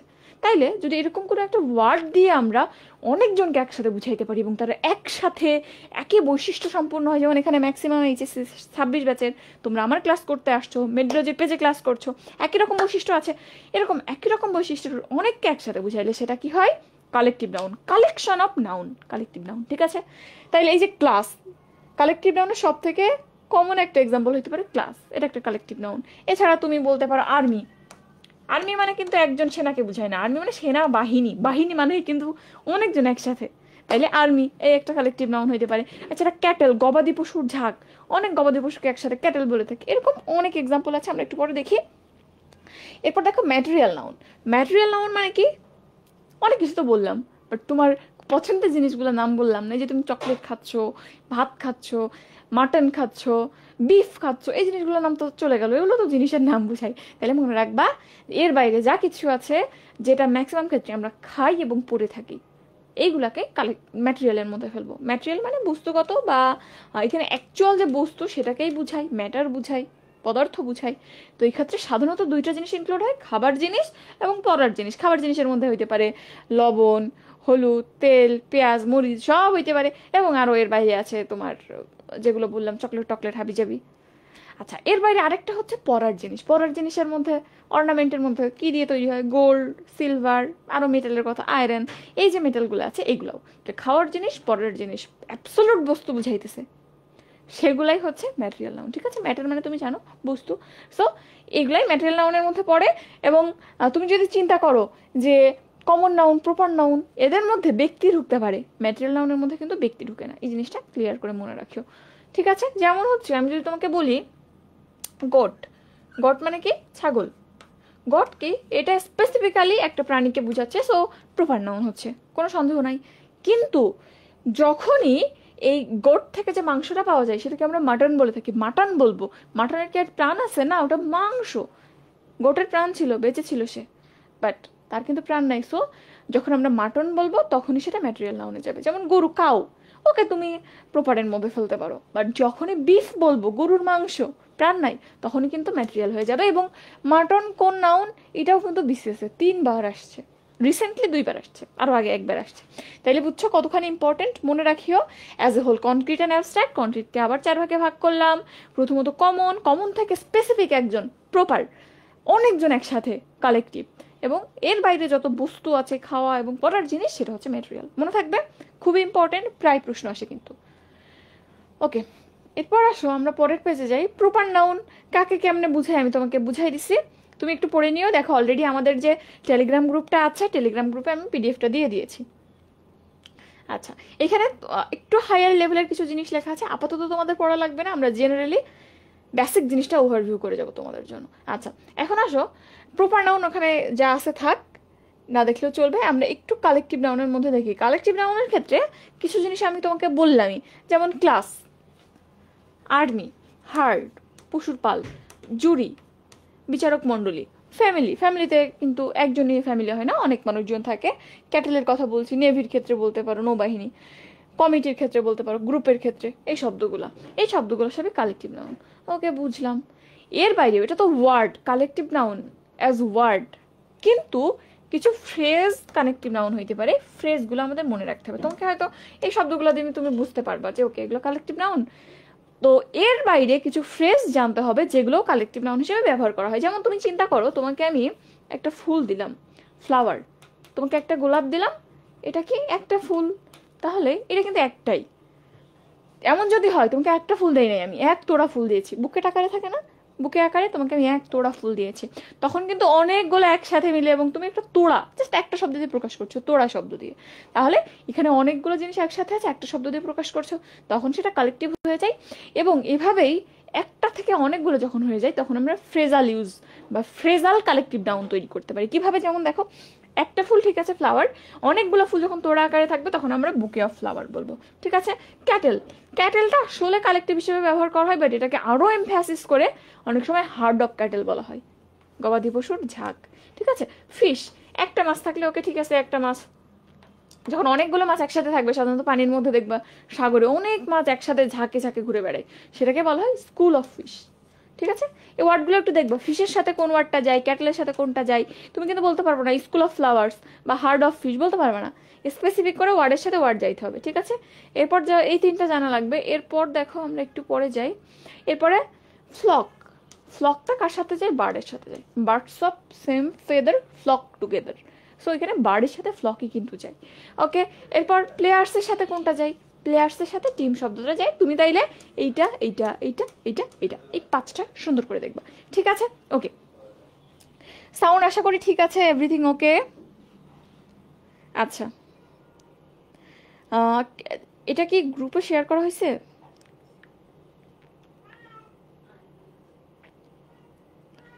গ্রুপে লাইভটা শেয়ার করা হয় নাই?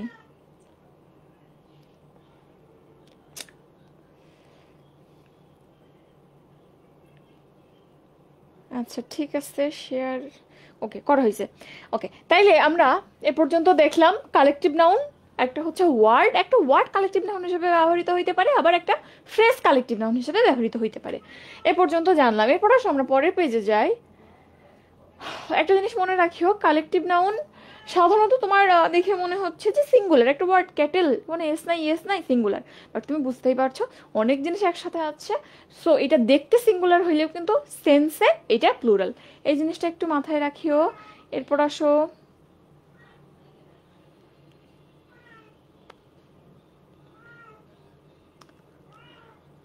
আচ্ছা, ম্যাটেরিয়াল নাউন যেটুক বললাম ওইটুকুই মোটামুটি মনে রাখলে চলবে। এখানে কিছু স্পেসিফিকেশন আসছে যেগুলো আমরা পরে জানবো। আচ্ছা, এরপর আসে অ্যাবস্ট্রাক্ট নাউন। অ্যাবস্ট্রাক্ট নাউনটা প্রায় প্রশ্ন আসে এবং বেশ ইম্পর্টেন্ট, একটু জানো। তো প্রথম কথা হচ্ছে অ্যাবস্ট্রাক্ট নাউনের ক্ষেত্রে তুমি বুঝতে পারছো যেগুলো ধরা যায় না, ছোঁয়া যায় না, বাট অনেক সময় কিছু ওয়ার্ড দিয়ে দেবে, তুমি হয়তো অর্থ জানো না বা অর্থ জানো তারপরে বুঝতে পারছো না। তো সেই ক্ষেত্রে অ্যাবস্ট্রাক্ট নাউন চেনার সহজ একটা উপায় আছে, সেটা হচ্ছে সাধারণত অ্যাবস্ট্রাক্ট নাউনগুলোর শেষে দেখো হুড, তারপরে শিপ, আইএসএম, ইজম, সিওয়াই, এই টাইপের ওয়ার্ডগুলো থাকে। এই যে দেখো এখানে একসাথে লেখা আছে ness, ship, C Y, age, hood, T Y, tude, এই টাইপের সাফিক্সগুলো থাকে। শব্দের শেষের যে অংশ সেটাকে আমরা সাফিক্স বলি, আগের অংশকে প্রিফিক্স বলি। সো এই সাফিক্সগুলো সাধারণত আমরা অ্যাবস্ট্রাক্ট নাউনের ক্ষেত্রে দেখতে পাই। তাহলে প্রথমত সাফিক্সটা আছে কিনা একটু মিলাই দেখবা, এরপর দেখবা যে এইগুলো অ্যাকচুয়ালি কোনো গুণ বা কোনো দোষ বোঝাচ্ছে কিনা, যেটা ধরা যায় না, ছোঁয়া যায় না, এরকম বৈশিষ্ট্য সম্পন্ন কোনো গুণ। ঠিক আছে। তাইলে এই দুইটা জিনিস খেয়াল করবা। এবং দেখো এখানে কোন কোন শব্দ সাধারণত আসে। রিসেন্টলি এজেন্সি শব্দটা এসেছে। এজেন্সি, এজেন্সি দিয়ে এমন না যে একটা গ্রুপকে বোঝাচ্ছে যারা স্পেসিফিক কোনো কাজ করে থাকে। ঠিক আছে। এজেন্সি মানে কিন্তু তাদের যে কাজ করার প্রসিডিউর বা যে প্রসিডিউরের মধ্যে দিয়ে যায় ওই ফাংশনটাকে বোঝায়। এজেন্সি অ্যাকচুয়ালি একটা ফাংশনকে ইন্ডিকেট করে। সো মনে রাখিও, এটা কিন্তু তোমরা মাঝে ঝামেলা করছিলে এটা নিয়ে খুব। এজেন্সিটা অ্যাবস্ট্রাক্ট নাউন, এটা একটু খেয়াল রাখিও। এরপর দেখো চাইল্ডহুড, শৈশব। শৈশবকে ধরা যে ছোঁয়া যায়, ধরা গেলে তো মানুষ বাক্সে বন্দি করে এনে তালা দিয়ে রেখে দিত, যখন মন খারাপ লাগতো একটু খুলে দেখতো যে আমার চাইল্ডহুডটা কেমন ছিল। যায় না বলেই আমরা ভরতে পারি না, এবং এটা অ্যাবস্ট্রাক্ট নাউনের মধ্যে পড়ে। ফাদারহুড একই রকম, পিতৃত্ব, ফ্রেন্ডশিপ, বন্ধুত্ব, গার্লহুড, দেন হিরোইজম আছে, ইনফ্যান্সি আছে, ম্যানহুড আছে, এরকম অনেকগুলো শব্দ আছে। সো এগুলো একটু দেখবা, তার মধ্যে চাইল্ডহুডটা সব থেকে বেশি আসছে। ঠিক আছে। ইম্পর্টেন্ট, খুবই ইম্পর্টেন্ট দেখিও। আর এজেন্সি নাই তোমরা ঝামেলা করো একটু মাঝে মধ্যে। সো এটাও যারা একেবারে নতুন মনে রাখিও, এটা অ্যাকচুয়ালি ফাংশনকে ইন্ডিকেট করে, নট লাইক কমিটি। এরপর আসো পরবর্তী স্লাইডে যাই আমরা। আচ্ছা, এরপর আসো এতক্ষণ আমরা নাউনের যে ক্লাসিফিকেশন করলাম এইটা অর্থের দিক থেকে। এরপর গুনতে পারি কি পারি না এর ভিত্তিতে নাউনকে আবার দুই ভাগে ভাগ করা যায়। যেটাকে কাউন্ট করা যায় বা গোনা যায় সেটাকে বলি কাউন্টেবল নাউন, যেটাকে যায় না সেটাকে বলে থাকি আনকাউন্টেবল নাউন। ঠিক আছে, জাস্ট এই দুইটা জিনিস একটু জানবা। এখানে হাবিজাবি কিছু জিনিস আছে, খুব বেশি জানা লাগবে না।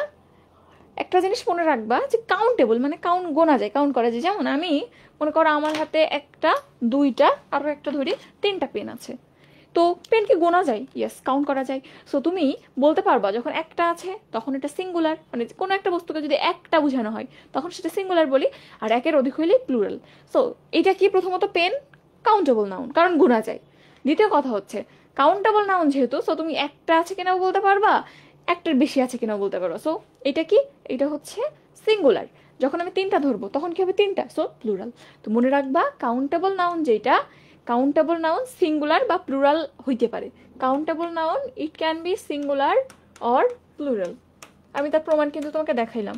বাট যে জিনিস কাউন্ট করা যায় না, আনকাউন্টেবল, গুনতেই পারি না, তার একটা কি আর দুইটা কি। যেমন আমি যদি তোমাকে 1 বোতল পানি দেখায় বলি, বলো তো এখানে কয়টা পানি আছে, তুমি গুনতে পারবা? পারবো না। এই যে 1 বোতল পানি, তোমাকে আমি যদি বলি যে বলো তো এখানে কয়টা পানি আছে, গুনতে পারবা? না, পারবা না। তাহলে যে জিনিস আমি গুনতেই পারছি না তার একটা কি আর দুইটা কি, তার সিঙ্গুলার কি প্লুরাল কি। সো মনে রাখবা আনকাউন্টেবল নাউনের সাধারণ অর্থে সিঙ্গুলার বা প্লুরাল বাচকতা নাই। ওকে, এই জিনিসটা ইম্পর্টেন্ট। কেন ইম্পর্টেন্ট একটু পর দেখবো। ওকে, এখন দেখো যে তাইলে পানি জিনিসটা গোনা যায় না, তারপর আমরা টাকা দিয়ে কিনি, তাহলে কোন হিসাবে কিনি? নিশ্চয় একটা পরিমাপ আছে। পরিমাপ মানে এই যে 1 বোতল হইতে পারে, 250 ml হইতে পারে। তো যেটা আনকাউন্টেবল সেটা হয়তো সিঙ্গুলার প্লুরাল বাচকতা নাই, বাট কিছু স্পেসিফিক টার্ম ব্যবহার করে এটা সিঙ্গুলার বা প্লুরাল করা যায়। যেমন 1 বোতল পানি সিঙ্গুলার, 2 বোতল পানি হইলে প্লুরাল হইতো। ঠিক আছে, সো মনে রাখো প্রথমত যেটা কাউন্টেবল গুণা যায় সেটা সিঙ্গুলার প্লুরাল বোধ হইতে পারে, আর আনকাউন্টেবল যেটা গুণাই যায় না তাহলে তার সিঙ্গুলার প্লুরাল বাচকতা কি। এরপর যেটা বললাম 1 বোতল পানি, এটা তখন কাউন্টেবল হয়ে যাচ্ছে। সো এইটা কিন্তু যখন 1 বোতল পানি 2 বোতল পানি বলতেছি তখন আর আনকাউন্টেবল নাই, তখন এটা কাউন্টেবল হয়ে যাচ্ছে। তো মনে রাখিও বিশেষ উপায়ে আনকাউন্টেবল নাউনকে কাউন্টেবল করে তারপর সিঙ্গুলার প্লুরাল করা যায়। আনকাউন্টেবল অবস্থায় করা যায় না, গুনতে পারছি না তাইলে আমি আবার সিঙ্গুলার প্লুরাল কেমনে বলবো। তো কিভাবে নন কাউন্টেবলকে কাউন্টেবল করা যায় একটু দেখো। এটা কি আছে এখানে,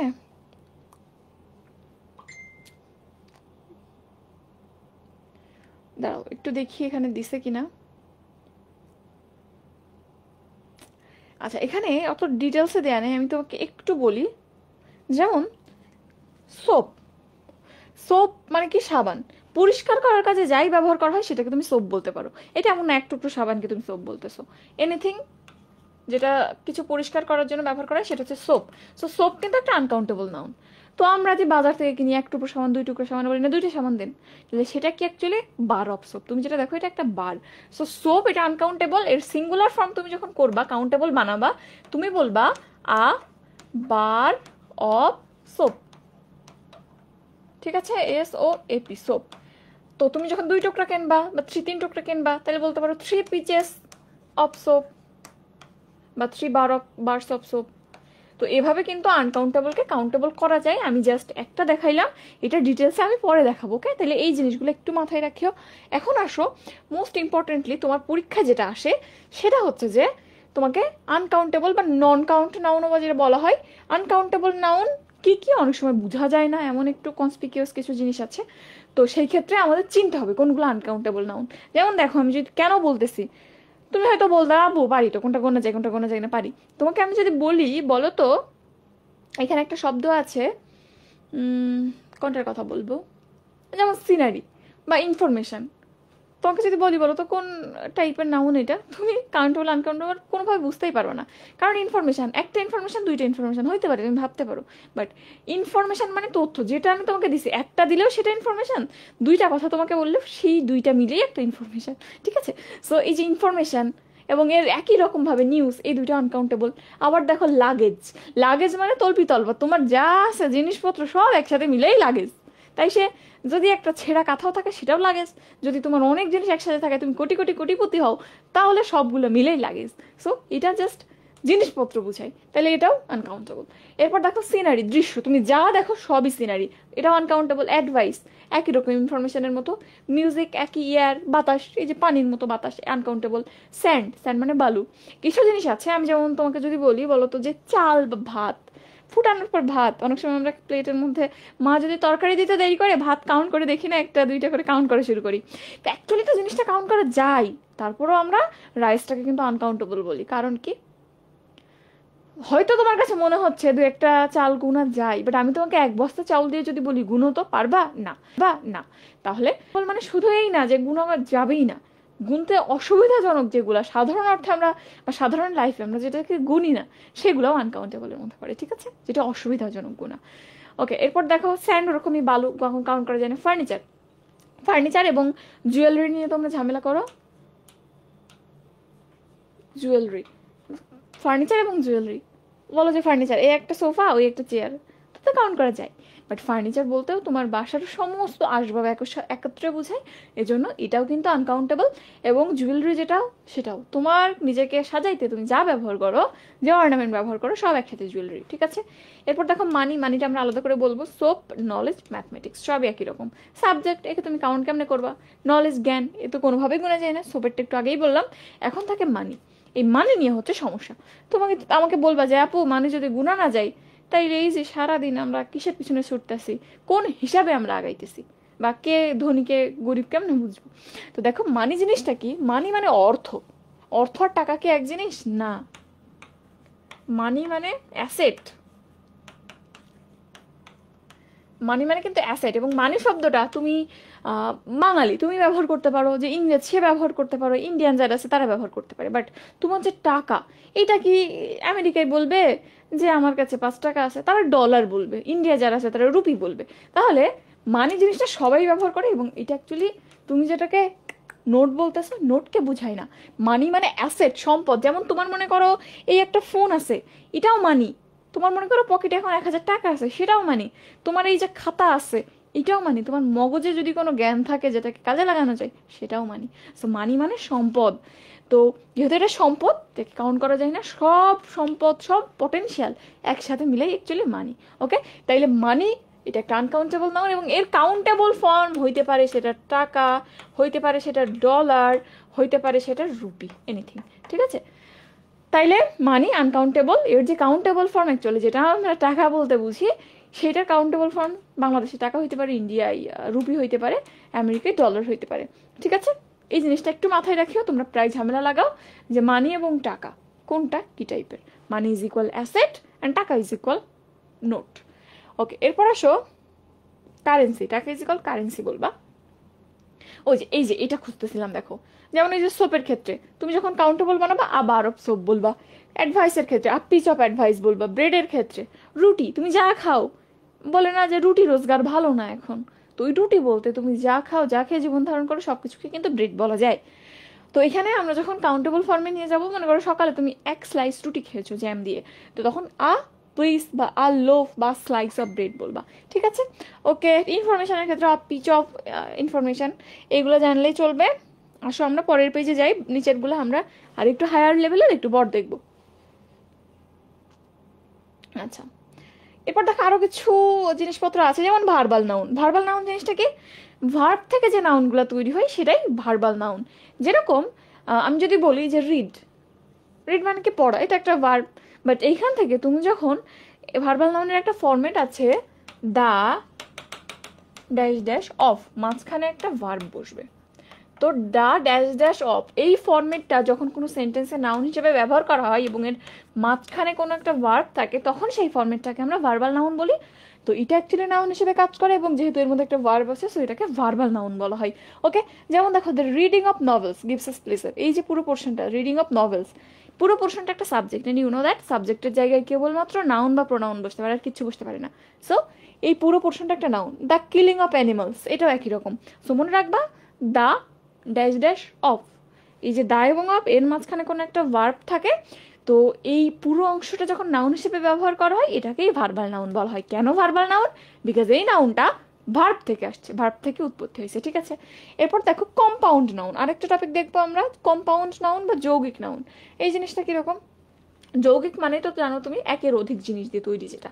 তো আমি তোমাকে যদি বলি বেডরুম, বেডরুম বা শোয়ার ঘর, তুমি জানো এটা একটা নাউন, কোনো সন্দেহ নাই। তো এই নাউনটা দুইটা পোর্শন দিয়ে তৈরি হয়েছে, বেড আর রুম। এমনি একসাথে মিলেই বেডরুম একটা নাউন, আবার বেডও একটা নাউন, রুমও একটা নাউন। তো কোনো নাউন যদি এরকম একাধিক শব্দ দিয়ে তৈরি হয় তখন সেটাকে আমরা কম্পাউন্ড নাউন বা যৌগিক নাউন বলি, ঠিক আছে? যেমন বেডরুম, হেডমাস্টার, হেড এখানে adjective, master noun. So more than one word যখন নতুন নাউন তৈরি করবে সেটাকে কম্পাউন্ড নাউন বলি। ওকে, তাহলে এই দুইটা জিনিস আমরা একটু জানলাম। কনভার্টেড নাউন তোমার আপাতত লাগবে না। পজিশন অফ নাউন আমরা, আচ্ছা পজিশন অফ নাউন একটু দেখো। পজিশন অফ নাউন বা নাউন যখন তুমি চিনতে যাবা তখন ইজিলি চেনার, বা তুমি হয়তো একটা ওয়ার্ড জানোই না বাট ইজিলি চেনার একটা উপায় আছে।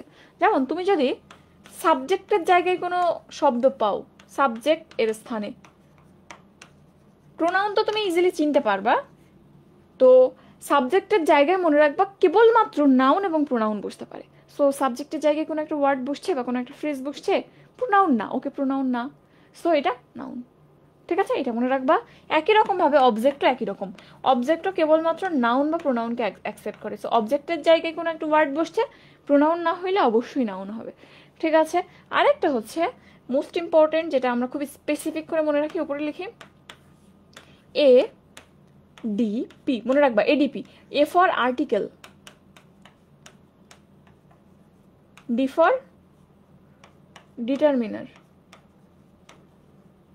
Determiner, P for preposition and positive, positive pronoun and preposition, ADP. এই এডিপির পরে যদি একটা শব্দ থাকে চোখ বন্ধ করে সেটা নাউন হবে, মনে থাকবে? তাইলে সাবজেক্টের জায়গায়, অবজেক্টের জায়গায় এডিপির পরে একটা শব্দ থাকলে নাউন। ওকে, তাহলে এখানে একটু ঝামেলা হলো যে একটা শব্দ থাকলে নাউন, দুইটা থাকলে কি হবে? আসো আমরা এই জিনিসটা একটু ক্লিয়ার করে জানি। মিস্টেক মুছে দিলাম। মনে করো এখানে এডিপির যে কোনো একটা আছে এবং এরপর একটা শব্দ থাকলে তো নাউন, সমস্যা নেই। কিন্তু এরপর অনেকগুলো শব্দ আছে, মনে করো চারটা শব্দ আছে, 1 2 3 4, আমরা পেছন থেকে মার্কিং করলাম, চারটা শব্দ আছে। মনে করো এখানে একটা প্রিপোজিশন আছে এবং একটা সেন্টেন্সে প্রিপোজিশনের পর আরো চারটা শব্দ আছে।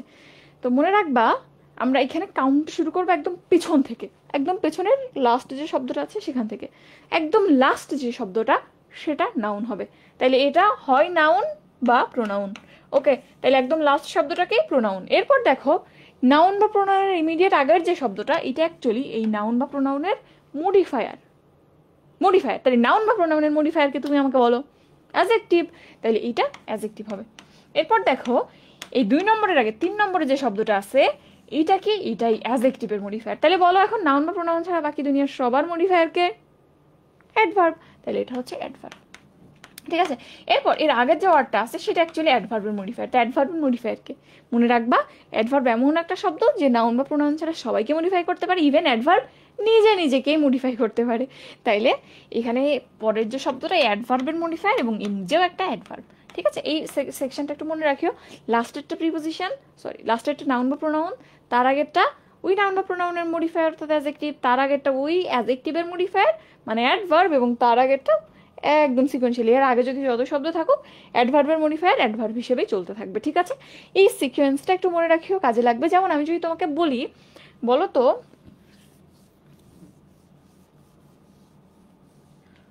she is a very beautiful girl, আমি যদি এভাবে লিখি, দেখো এখানে এটাকে আর্টিকেল, তো এডিপির এ কিন্তু চলে আসছে। কয়টা শব্দ আছে? 1 2 3। মার্কিং করবো কিভাবে? এটা 1 নম্বর, এটা 2 নম্বর, এটা 3 নম্বর। তাহলে বলো একদম লাস্টে যেটা আছে গার্ল, এটা একটা নাউন। এর আগে যেটা আছে বিউটিফুল, মেয়েটা কেমন, গার্লের সম্পর্কে এক্সট্রা ইনফরমেশন দিচ্ছে অর্থাৎ গার্লকে মডিফাই করছে। সো এই বিউটিফুল শব্দটা হচ্ছে অ্যাডজেক্টিভ, এবং এর আগের যে শব্দ এটা বিউটিফুল শব্দের মডিফায়ার। সুন্দর, ওকে বুঝলাম, সুন্দর কতটুকু সুন্দর? একটু নাকি অনেক? অনেক বলতেছে, অনেক, ভেরি বিউটিফুল।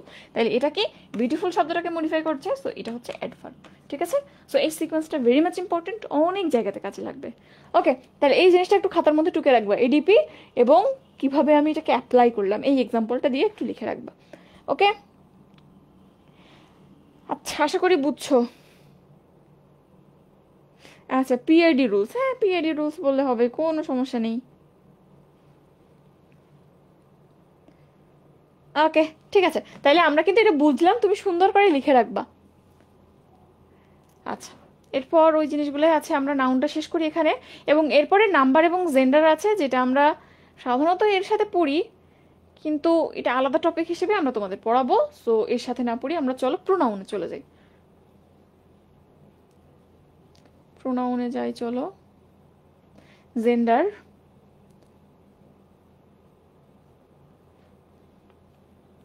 জেন্ডারের পরে আসে প্রোনাউন, এবং প্রোনাউন থেকে মোস্ট ইম্পর্টেন্ট হচ্ছে ক্লাসিফিকেশন প্রোনাউন। তোমাকে এই ক্লাসিফিকেশন থেকে একটা শব্দ হি তুলে বলবে এটা কোন প্রোনাউন, বা এই যে দুইবার আসছে পরপর, দুইবার আসছে এনিবডি, এটা কোন প্রোনাউন, দুইবার আসছে কিন্তু পরপর। সো এই ক্লাসিফিকেশনটা ভেরি ভেরি ইম্পর্টেন্ট, মানে কয়টা স্টার দিব আমি জানি না, 10টা দিলেও মনে হয় কম হয়ে যাবে। সো এই জিনিসটা, এই জায়গাটা খুবই খুবই গুরুত্ব দিয়ে পড়বা। তো দেখো, প্রোনাউনকে সাধারণত আলাদা করে বলা হয় না যে 8 প্রকার নাকি 9 প্রকার, অ্যাজ হল আমরা এইগুলা ভাগ করি, কোনো বইতে দু একটা কম পাবা, কোনো বইতে দু একটা বেশি পাবা। এখন কি জিনিস প্রোনাউন তুমি জানো, নাউনের পরিবর্তে যে শব্দ ব্যবহৃত হয় সেটাই প্রোনাউন। তো এটার ক্লাসিফিকেশনের মধ্যে তুমি যদি যাও, দেখো প্রোনাউনের প্রথমেই যেটা আসে সেটা হচ্ছে পার্সোনাল প্রোনাউন। তোমার টার্গেট কি, তোমাকে চিনতে হবে এখানে যে পার্সোনাল প্রোনাউন, ওকে এর মধ্যে কে কে পড়ে, বা এই একটা শব্দ এটা কোন প্রোনাউনের মধ্যে পড়ে। সো এই জায়গাটা কিন্তু বোঝার একটু কনসেন্ট্রেট করো। ওকে, প্রথমে হচ্ছে পার্সোনাল প্রোনাউন। তো এখানে দেখো শব্দটা কোথা থেকে আসছে, পার্সন থেকে। পার্সন মানে ব্যক্তি, তো মনে রাখবা ব্যক্তির পরিবর্তে যে প্রোনাউন ব্যবহার করা হয় সেটাই হইতেছে পার্সোনাল প্রোনাউন। তাহলে পার্সোনাল প্রোনাউনকে ব্যক্তির পরিবর্তে যে প্রোনাউন ব্যবহার করা হয়, যেমন আমি একজন ব্যক্তি, আমি ব্যক্তি না, হ্যাঁ নিষাদটা, নিষাদের পরিবর্তে তুমি কি ব্যবহার করতে পারো, সে, সি ব্যবহার করতে পারো, তাহলে সে একটা পার্সোনাল প্রোনাউন। বা তোমার পরিবর্তে তুমি মনে করো কে আছো এখানে, আয়শা মারিয়াম আছো, তোমার পরিবর্তে আমি সি ব্যবহার করতে পারি, তাহলে সেক্ষেত্রেও সেটাও কিন্তু পার্সোনাল প্রোনাউন। বা একটা ছেলে, যদি ছেলে কে আছো এখানে, কেউ নাই ছেলেরা, কি রে, সাইফ সানি আছে, সাইফ সানি, তো সানি ও একটা ছেলে, তাইলে ও ছেলে, ওর পরিবর্তে হি ব্যবহার করবো। তাহলে ব্যক্তির পরিবর্তে যত প্রোনাউন ব্যবহার করা যাবে সবই পার্সোনালের মধ্যে পড়বে। পার্সনকে বুঝাইতে পার্সোনাল প্রোনাউন, যেমন আই, হি, মি, শি, আইর প্লুরাল উই হইতে পারে, তারপরে শি এর প্লুরাল দে হইতে পারে। তাইলে এই যে সিঙ্গুলার প্লুরাল সবকিছু মিলে ব্যক্তিকে ইন্ডিকেট করলে পার্সোনাল প্রোনাউন। ওকে, এরপর আসলে ডেমনস্ট্রেটিভ প্রোনাউন। আমার মনে হয় এটা সব থেকে সহজ এবং ইম্পর্টেন্ট একটা জিনিস। ডেমনস্ট্রেট মানে নির্দিষ্ট করা, উদ্দিষ্ট করা, উদ্দেশ্য করে বা ইন্ডিকেট করে কিছু বলা। তাইলে যে প্রোনাউন কোনো কিছুকে উদ্দেশ্য করে বা ডেমনস্ট্রেট করে কিছু বলে সেটাই হচ্ছে ডেমনস্ট্রেটিভ প্রোনাউন। নির্দিষ্ট করা হয় কিভাবে, যেমন আমি যদি তোমাকে বলি আমাকে কলমটা দাও, তো এই রুমের মধ্যে অনেকগুলো কলম আছে, এখানে আছে, ওখানে আছে, এখানে 2টা কলম আছে, এখন কোন কলমটা চাচ্ছে তুমি হয়তো বুঝতে পারছো না, তো আমি বললাম যে তুমি ওই কলমটা আমাকে দাও, ওই কলমটা, তখন কিন্তু এটা ডেমনস্ট্রেট হয়ে গেল, নির্দিষ্ট হয়ে গেল। তাইলে যে প্রোনাউন কোনো একটা কিছুকে নির্দেশ করে কিছু বলে সেটা ডেমনস্ট্রেটিভ প্রোনাউন। 4টা আছে, অনলি 4টা। কি কি? দিস, দিস এটা, দ্যাট ওইটা, দিস এবং দ্যাট এইটা এবং ওইটা, এই 2টা দিস এবং দ্যাট। আরেকটা হচ্ছে এদের প্লুরাল ফর্ম, দিসের প্লুরাল ফর্ম দিস, আর দ্যাটের প্লুরাল ফর্ম, এটা ভুল লিখছে, দোজ। দ্যাটের প্লুরাল ফর্ম হচ্ছে দোজ। ঠিক আছে, জাস্ট 4টা, দিস এইটা, দ্যাট ওইটা, এর প্লুরাল দিস, দ্যাটের প্লুরাল দোজ, 4টা অনলি। ঠিক আছে, মনে থাকবে ডেমনস্ট্রেটিভের মধ্যে। এরপরে ইন্টারোগেটিভ প্রোনাউন।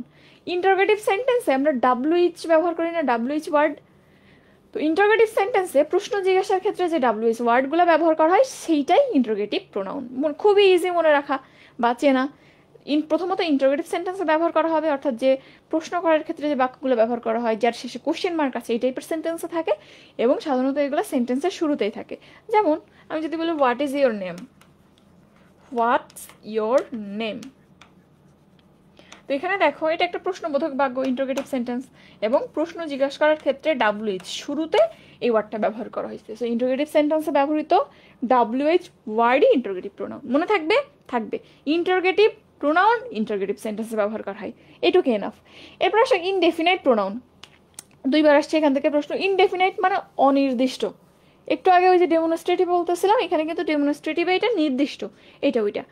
আর ইনডেফিনাইট, যেটা ইনডেফিনাইট শব্দের অর্থ কিন্তু অনির্দিষ্ট, ডেফিনাইট মানে নির্দিষ্ট, ইনডেফিনাইট মানে অনির্দিষ্ট। তো ইনডেফিনাইট প্রোনাউন কিরকম ভাবে অনির্দিষ্ট জিনিস বুঝায়, যেমন আমি যদি বলি এখানে অনেকজন আছো, কয়জন আছো এখন, 100 জন আছো।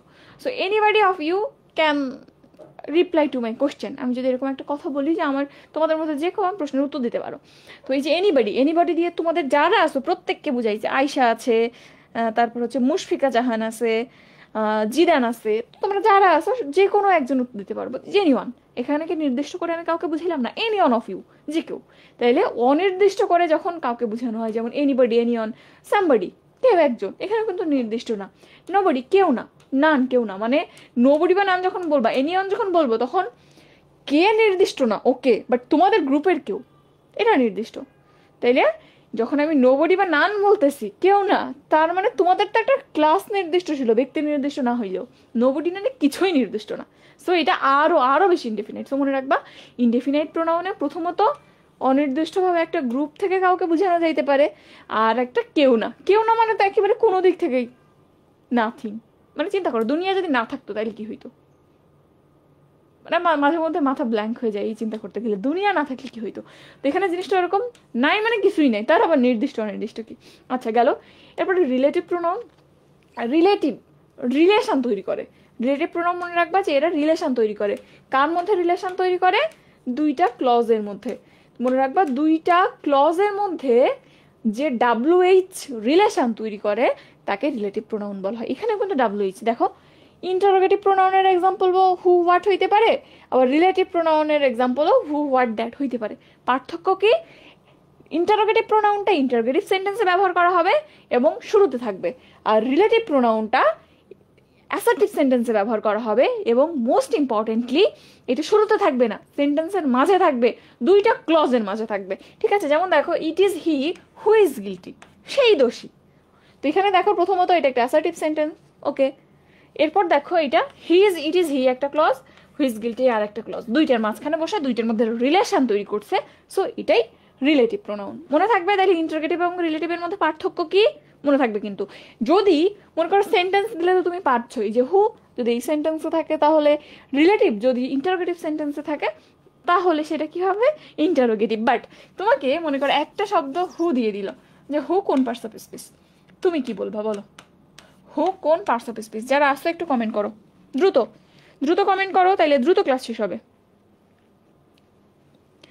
আল্লাহ, এত এত দ্রুত স্টুডেন্ট সংখ্যা কমে কেন? এত বাজে জিনিস পড়াইতেছি রে। বলেন, দ্রুত বলেন।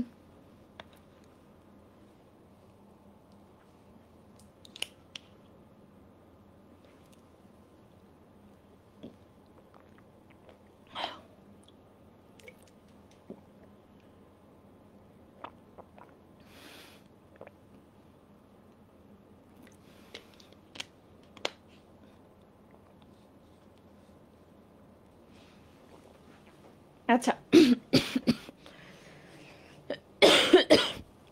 ঠিক আছে, বলতেছো ইন্টারোগেটিভ। জিম বলতেছো ইন্টারোগেটিভ, দিগন্ত দেব ইন্টারোগেটিভ, ফাইজা বলতেছো ইন্টারোগেটিভ, জিদান ইন্টারোগেটিভ, সবাই ইন্টারোগেটিভ, নোভা ইন্টারোগেটিভ, আইজে খান ইন্টারোগেটিভ, তাইবা তুবা ইন্টারোগেটিভ। মানে তোমরা কি একজনের দেখে সবাই বলতেছো নাকি সত্যি সত্যি বলতেছো? তো দেখো, এই ক্ষেত্রে আসলে আমার পরীক্ষা যদি এমন আসতো আমি ইন্টারোগেটিভ দাগাইতাম, কারণ তুমি সাধারণত হু শব্দটা কমনলি কিন্তু ইন্টারোগেটিভ সেন্টেন্সে দেখো, এবং তোমার মাথায় প্রথমে যে চিন্তাটা আসবে সেটা আসলে ইন্টারোগেটিভের দিকেই যাবে। ঠিক আছে, তো আসলে ইন্টারোগেটিভ দাগাইও, বাট এইটা পার্টস অফ স্পিচ বলাকে ঠিক হবে। তোমার আগে একটু আগে আমি বললাম, বাক্যের প্রত্যেকটা অংশকে পার্টস অফ স্পিচ বলে। এটা একটা ওয়ার্ড, এটা কি কোনো সেন্টেন্সে ব্যবহার করা হয়েছে? হয় নাই, সো এটা পার্টস অফ স্পিচ না। সো যদি আসে, কিছু করার নাই, তখন ইন্টারোগেটিভ দাগাইতে হবে।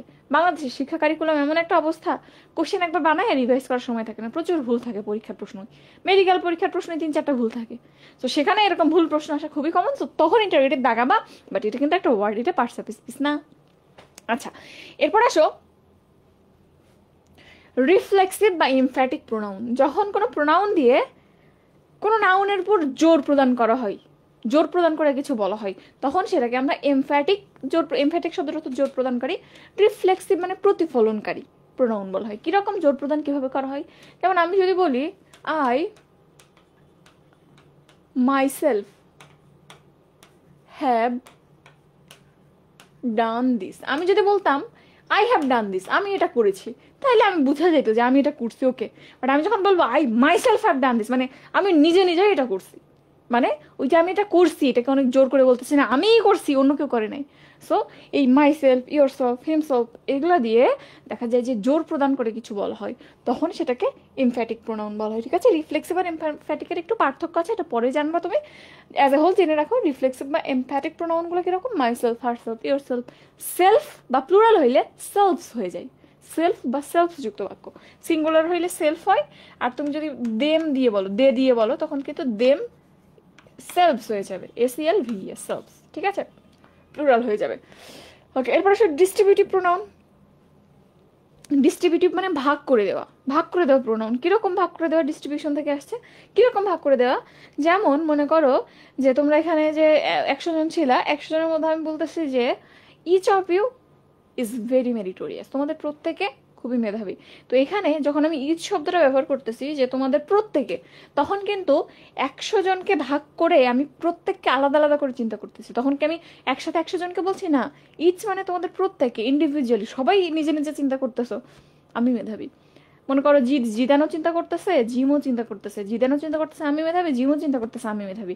তাইলে এখানে কিন্তু আমি জিদানকেও মেনশন করছি, জিমকেও মেনশন করছি, এখানে আর কারা আছো, শুভ্রা আছো, দেন জাফা আসো, সবাইকে আলাদা আলাদা করে ইন্ডিকেট করছি ইচ শব্দটা দিয়ে। তাহলে যদি এরকম হয় একটা গ্রুপের মধ্যে একটা ওয়ার্ড দিয়ে সবাইকে ভাগ ভাগ করে আলাদা করে ডিস্ট্রিবিউট করে বুঝাইতেছে, তখনই সেটা ডিস্ট্রিবিউটিভ প্রোনাউন। যেমন ইচ হইতে পারে, এভরি হইতে পারে, every of you, every one of you যদি বলি, তাও কিন্তু প্রত্যেকে আলাদা আলাদা করে বুঝবা, প্রত্যেকে নিজের জায়গা থেকে নিজেকে ফিল করতে পারবে না আপু আমাকে ওই কথাটা বলছে। ঠিক আছে, এর মধ্যে আবার আলাদা অন্য কিছু হইতে পারে, যেমন ইদার, নিদার। ইদার মানে দুইজনের একজন, আর নিদার মানে দুইজনের কেউ না। ঠিক আছে, তাহলে ইদারও নিদারও হইতে পারে।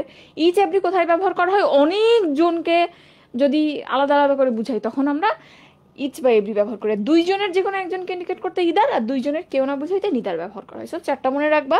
ওকে, এরপর দেখো রেসিপ্রোকাল। রেসিপ্রোকাল শব্দের অর্থ হচ্ছে পারস্পরিক, এটা নিশ্চয়ই জানো।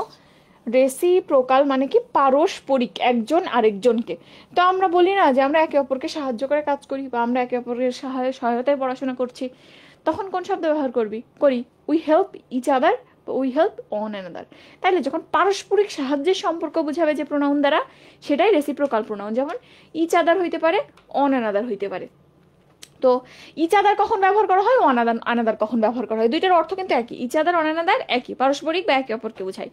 দেখো, ইচ আদার তখনই ব্যবহার করা হয় যখনই দুইজন ব্যক্তি আছে। মনে করো দুইজন, আমি এবং সুমাইয়া দুইজন একে অন্যকে সাহায্য করে পড়াশোনা করি, তো তখন তুমি বলবে যে আমরা একে অপরের সাথে ডিসকাস করে পড়াশোনা করি, তখন তুমি ইচ আদার শব্দটা ব্যবহার করবে। বাট যদি এরকম হয় একটা 10 জন মিলে একটা গ্রুপ, এবং ওই 10 জন একে অন্যের সাথে ডিসকাস করে পড়াশোনা করতেছে, তখন কিন্তু তুমি আর ইচ আদার বলতে পারবে না, তখন ওয়ান অ্যানাদার বলতে হবে, উই হেল্প অন অ্যানাদার। তাইলে দুইজনের মধ্যে পারস্পরিক সম্পর্ক বুঝাইলে ইচ আদার, আর দুইয়ের বেশি হইলে 3, 4, 5, তখন আমরা ওয়ান অ্যানাদার ব্যবহার করি। ঠিক আছে, ওকে। আর পজেসিভ, পজেসিভ মানে কি, পজেস মানে অধিকারে রাখা। পজেসিভ প্রোনাউন মানে হচ্ছে অধিকারী প্রোনাউন, যে প্রোনাউন দ্বারা কোনো কিছু অধিকারে থাকা ইন্ডিকেট করে। যেমন দিস ইজ মাই পেন, এটা কার কলম, আমার কলম, আমার অধিকারে বুঝাইতেছে। তুমি চাইলেও টান দিয়ে এটা আমার কাছে নিয়ে যেতে পারবে না। এই যে ফোনটা, এটা আমার ফোন, তো তুমি নিয়ে যেতে পারবে না।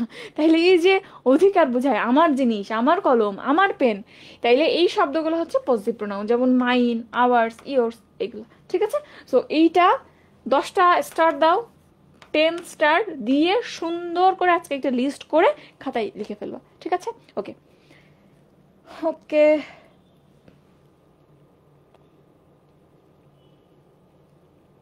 হ্যাঁ, সবাই মেধাবী। আসলে কথাটা কিরকম বলতো, মেধা কারোর কম নাই, পার্থক্য যেটা হয় সেটা হচ্ছে পরিশ্রম দিয়ে। তুমি আশেপাশে তাকায় দেখো, হয়তো অনেকে হোস্টেলে থাকো, অনেকে বাসায় থাকো, যদি হোস্টেলে যারা থাকো তারা দেখবে বিশেষ করে যারা ভালো করে তারা সারা রাত ঘুমায় ভালো করে না, তারা পড়ে বলেই ভালো করে। আর যারা খারাপ করে, মেধা থাক না থাক, দেখবা যে সারাদিন উড়নচণ্ডীর মতো ঘুরে বেড়াইতেছে, ঘুমাইতেছে। সো ভালো এবং খারাপের মধ্যে পার্থক্য হয় পরিশ্রম দিয়ে। মেধা তো একটা থাকেই, সবাইকেই আল্লাহ মেধা দেয়। তোমাকে দিছে, আমাকে দেবে না, কেন দিবে না? এটা কোনো ভিত্তি আছে? নাই। আল্লাহ সবাইকে ভালোবাসে, মেধা সবাইকে দেয়। তুমি কাজে লাগাইতেছো কি লাগাইতেছো না, এইটাই হচ্ছে মেইন ব্যাপার। আচ্ছা, এরপর প্রোনাউনকে আবার 3 ভাগে ভাগ করা যায়। কিরকম ভাবে দেখো, কথা যখন আমরা বলি, আমি কথা বলতেছি, শুনতেছো কারা? তোমরা। কাদের নিয়ে কথা বলতেছি? মনে করো যে আমরা একটু আগে হাফিজ ভাই, ফারিয়া আপু, জীবন ভাইদের নিয়ে কথা বলছিলাম, ওরা কি এখানে প্রেজেন্ট আছে? নাই, ওনারা নাই। তাইলে যে কথা বলবে আমি, এটা হচ্ছে ফার্স্ট পার্সন। যে শুনবে, তোমরা শুনতেছো, তোমরা সেকেন্ড পার্সন। আর যাদের ব্যাপারে কথা বলতেছি বাট তারা প্রেজেন্ট নাই, তারা হচ্ছে থার্ড পার্সন। ঠিক আছে? তাহলে first person I, me, we, speaker যারা। আর সেকেন্ড পার্সন যারা লিজেনার, যেমন তুমি, তোমরা। আর থার্ড পার্সন কারা? ওই যে মিম, ফারিয়া, হাফিজ, এরা এখন থার্ড পার্সন আজকে। ঠিক আছে? বলিও না এই কথা আবার। ওকে, এরপর আসো আমরা পরের পেজে যাই। এখানে আবার একটু স্পেসিফাইড কিছু আছে, আমরা আপাতত এগুলো দেখবো না। আমরা একেবারে বেসিক জিনিস শিখতেছি, কিন্তু এই জিনিস যদি না জানো তাইলে আর কি বলবো। সবসময় পড়াশোনার ক্ষেত্রে চিন্তা করবা যে আমি গোড়া থেকে উঠবো, গোড়া থেকে ভালো না করলে হুট করে মাঝপথে কিন্তু বোঝা যায় না। আচ্ছা, ফর্ম লাগবে না। আচ্ছা, ফর্ম লাগবে না। এখন আমরা প্রশ্ন পরে দেখবো। আসো আমরা একটু পরে যাই, অ্যাডজেক্টিভে যাই। আচ্ছা, অ্যাডজেক্টিভ অলরেডি আমি বলেছি, যে ওয়ার্ড নাউন বা প্রোনাউনকে মডিফাই করে সেই অ্যাডজেক্টিভ। ওকে, এই কথাই এখানে লেখা আছে। যেমন আমি যদি বলি মনিকা ইজ আ স্টুডেন্ট, তাহলে মনিকা একজন স্টুডেন্ট, বুঝতে পারছো? এরপর যদি বলি Monika is a meritorious student, তো মেরিটোরিয়াস মেধাবী শব্দ দিয়ে আমি কাকে মডিফাই করলাম? স্টুডেন্ট শব্দটাকে মডিফাই করলাম। কেমন স্টুডেন্ট? Meritorious student. সো এই মেরিটোরিয়াস ওয়ার্ডটা যেহেতু স্টুডেন্ট নাউনটাকে মডিফাই করছে, সো এটা অ্যাডজেক্টিভ। ঠিক আছে? ওকে, এরপর দেখো এখানে আমি তোমাকে একটা জিনিস দেখো, এটা পরপর দুইবার আসছে ম্যাটে। তো সাধারণত তোমাকে যখন একটু পর অ্যাডভার্ব দেখাবো, খেয়াল করবা অ্যাডভার্বের শেষে সাধারণত এল ওয়াই থাকে, যেমন স্লোলি, সফটলি, দেন আরও কিছু শব্দ আছে। তো এই শব্দগুলোর শেষে সাধারণত এল ওয়াই থাকে অ্যাডভার্বের শেষে। বাট এমন না যে এল ওয়াই থাকলেই সেটা অ্যাডভার্ব হবে। ম্যাটে একটা প্রশ্ন আসলো যে দ্য ওয়ার্ড হোমলি, এটা কোন পার্টস অফ স্পিচ? হোমলি কোন পার্টস অফ স্পিচ? অনেকেই এল ওয়াই দেখেই অ্যাডভার্ব দেখাইছে। না, এল ওয়াই থাকলে সেটা অ্যাডভার্ব হবে এমন কোনো কথা নেই। দেখো, মনে রাখবা নাউনের পরে যদি কোনো শব্দে এল ওয়াই যুক্ত হয়, নাউনের পরে যদি কোনো শব্দে এল ওয়াই যুক্ত হয়, তখন সেটা কি হবে? অ্যাডজেক্টিভ। মনে রাখতে পারো এভাবে, আমরা যখন নাউন থেকে যে ক্লাসিফিকেশন পড়ছিলাম, নাউন 1 নম্বরে ছিল, 2 নম্বরে প্রোনাউন, 3 নম্বরে অ্যাডজেক্টিভ, 4 নম্বরে ভার্ব, 5 নম্বরে অ্যাডভার্ব। তো নাউনের পজিশন কত? 1। এলওয়াইতে কয়টা লেটার আছে? 2টা। তাহলে 1 আর 2 যোগ করলে কত হয়? 3 হয়। 3 নম্বর পজিশনে চিন্তা করো কে ছিল? অ্যাডজেক্টিভ ছিল। সো নাউনের সাথে যখন এলওয়াই যুক্ত হয় তখন সেটা অ্যাডজেক্টিভ হয়। সো হোম, বাড়ি, বাসা, একটা নাউন, এর সাথে এলওয়াই যুক্ত হচ্ছে, অ্যাডজেক্টিভ তৈরি হবে। ঠিক আছে? সো হোমলি যেটা, এটা অবশ্যই অ্যাডজেক্টিভ। মেটে আসছে, বিসিএস এ আসছে, খুবই ইম্পর্টেন্ট। তোমাদের এই 25-এর অ্যাডমিশনে বা 26-এর অ্যাডমিশনে কিন্তু চলে আসতে পারে, তাহলে ভালো করে দেখবা। আরেকটা হচ্ছে অ্যাডজেক্টিভের সাথে যদি এলওয়াই যুক্ত হয়, যেমন স্লো, ওই যে একটু আগে বললাম স্লোলি, সফটলি, এই শব্দগুলো অ্যাডজেক্টিভের পজিশন কত ছিল? 3। 3-এর সাথে এলওয়াই 2 যুক্ত করলে কত হয়? 5 হয়। দেখো তো 5 নম্বর পজিশনে কার জায়গা ছিল? অ্যাডভার্বের। সো অ্যাডজেক্টিভের সাথে এলওয়াই যুক্ত হলে অ্যাডভার্ব তৈরি হয়। ঠিক আছে? ওকে, তাহলে স্লো অ্যাডজেক্টিভ, এলওয়াই যুক্ত হয়ে স্লোলি হচ্ছে, এটাকে, এই স্লোলিটা কিন্তু অ্যাডভার্ব। ভেরি মাচ ইম্পর্টেন্ট, একটা স্ক্রিনশট দিয়ে রাখো বা লিখা রাখো। ওকে, তাইলে এই জিনিসটা খুব খুব খুব ভালো করে দেখবা। আমি আবারও বলতেছি, ভুল করবা এই জিনিস। এবং যেহেতু ফার্স্ট টাইম পড়ছো, যে জিনিসগুলো ইম্পর্টেন্ট বলতেছি আজকে, যদি তুমি খুব বেশি ব্যস্ত না, এইচএসসি 26 যারা আছো, তোমাদের যদি ইয়ার ফাইনাল না থাকে, খুব বেশি ব্যস্ত না, যদি এখন খাতা নিয়ে বসো বা নাও বসো, লিখে যদি নোট করে শেষ না করতে পারো, ক্লাসটা আরেকটু ওপেন করবা, করে ইম্পর্টেন্ট জায়গাগুলো যেগুলো বারবার বলতেছি একটু লিখে রাখিও। দেখবা যে এই জিনিসগুলো, অনেক জিনিস বাদ দিয়ে যাচ্ছি আমি জানি, বাট এই যে জিনিসগুলো, এগুলো একেবারে বেসিক। এই জিনিসগুলো তুমি যদি মাথায় নিয়ে ঢুকাই নিয়ে যাইতে পারো, আমি বললাম 4টা ক্লাসের পড়া আমি আজকে সামারি করে একসাথে পড়াইতেছি। তো আজকের এই জিনিসগুলো হয়ে গেলে আসলে তোমার 80% পড়া হয়ে যাবে। সো খুবই খুবই মনোযোগ দিয়ে জিনিসগুলো একটু শোনো, এবং পারলে নোট এখন করে ফেলো। আর যদি মনে করো না এতে আমার মনোযোগ নষ্ট হচ্ছে, নোটগুলো পরে করিও। আচ্ছা, এখন আসো অ্যাডজেক্টিভের একটু ক্লাসিফিকেশন তুমি যদি দেখতে চাও। অ্যাডজেক্টিভ দিয়ে কোনো বস্তুর সংখ্যাও নির্দেশ করা যাইতে পারে, গুণও নির্দেশ করা যাইতে পারে। যেমন একটু আগে আমি বললাম যে মনিকা কেমন স্টুডেন্ট? Meritorious student. এখানে কিন্তু মনিকার গুণ বুঝাইতেছে, তার সংখ্যা বুঝাইতেছে না। তাইলে যদি কখনো গুণ বুঝাই, সেই অ্যাডজেক্টিভটাকে আমরা বলি অ্যাডজেক্টিভ অফ কোয়ালিটি। কোয়ালিটি শব্দের অর্থ কি? গুণ। তাইলে যে অ্যাডজেক্টিভ দ্বারা কোনো বস্তুর গুণ বুঝাই, সেটাকে আমরা বলি অ্যাডজেক্টিভ অফ কোয়ালিটি। ওকে, আরেক টাইপের অ্যাডজেক্টিভ হইতে পারে যেটা দিয়ে কোনো বস্তুর সংখ্যা বুঝাই। যেমন আমি যদি বলি একটা কলম, এটা একটা কলম। কয়টা কলম? একটা কলম। 2টা কলম নিয়ে আমি যদি বলি কয়টা কলম? 2টা কলম। এখানেও কিন্তু যদি বলি 2 পেন্স, তখনও কিন্তু পেন ওয়ার্ডটা মডিফাই হলো। কিভাবে? এটা যে সংখ্যা বা পেনের যে সংখ্যা, সেটা সম্পর্কে তোমার ব্রেইনে একটা এক্সট্রা আইডিয়া তৈরি হলো, তখন কিন্তু এই পেনটা অ্যাকচুয়ালি মডিফাই হইলো। তো ওই সংখ্যাবাচক শব্দটা এখানে অ্যাডজেক্টিভ। তাহলে যখন গুণ বোঝায় তখন অ্যাডজেক্টিভ অফ কোয়ালিটি, আর যখন সংখ্যা বোঝায় অ্যাডজেক্টিভ অফ কোয়ান্টিটি। কোয়ান্টিটি মানে পরিমাণ, তো অ্যাডজেক্টিভ অফ কোয়ান্টিটি পরিমাণ বোঝায়, অ্যাডজেক্টিভ অফ কোয়ালিটি গুণ বোঝায়। ঠিক আছে, দেখো she is a beautiful girl, এটা অ্যাডজেক্টিভ অফ কোয়ালিটি। আর I have a lot of work to do, অনেক কাজ আছে আমার করার জন্য।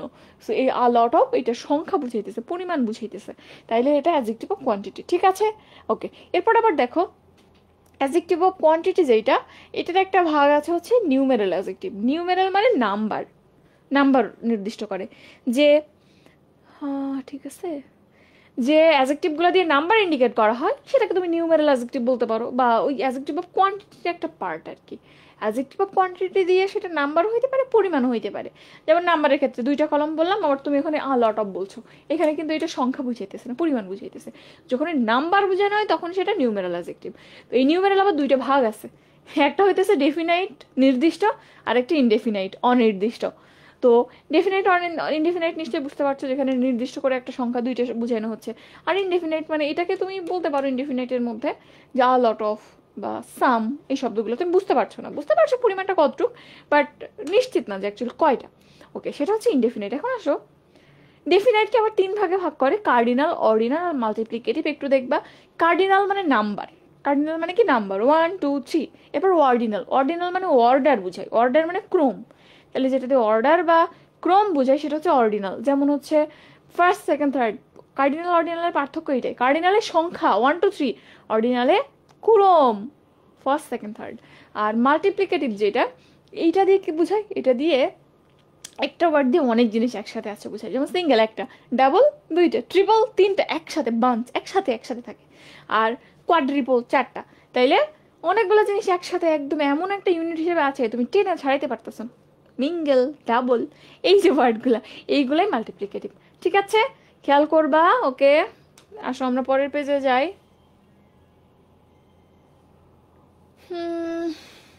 এগুলো আপাতত আমরা না দেখি, আমরা বেশ অনেকখানি বলে গেছি। তুমি এটা একটু দেখতে পারো, এটাও এখান থেকেও ম্যাথ থেকে বেশ ভালো সংখ্যক প্রশ্ন আসছে।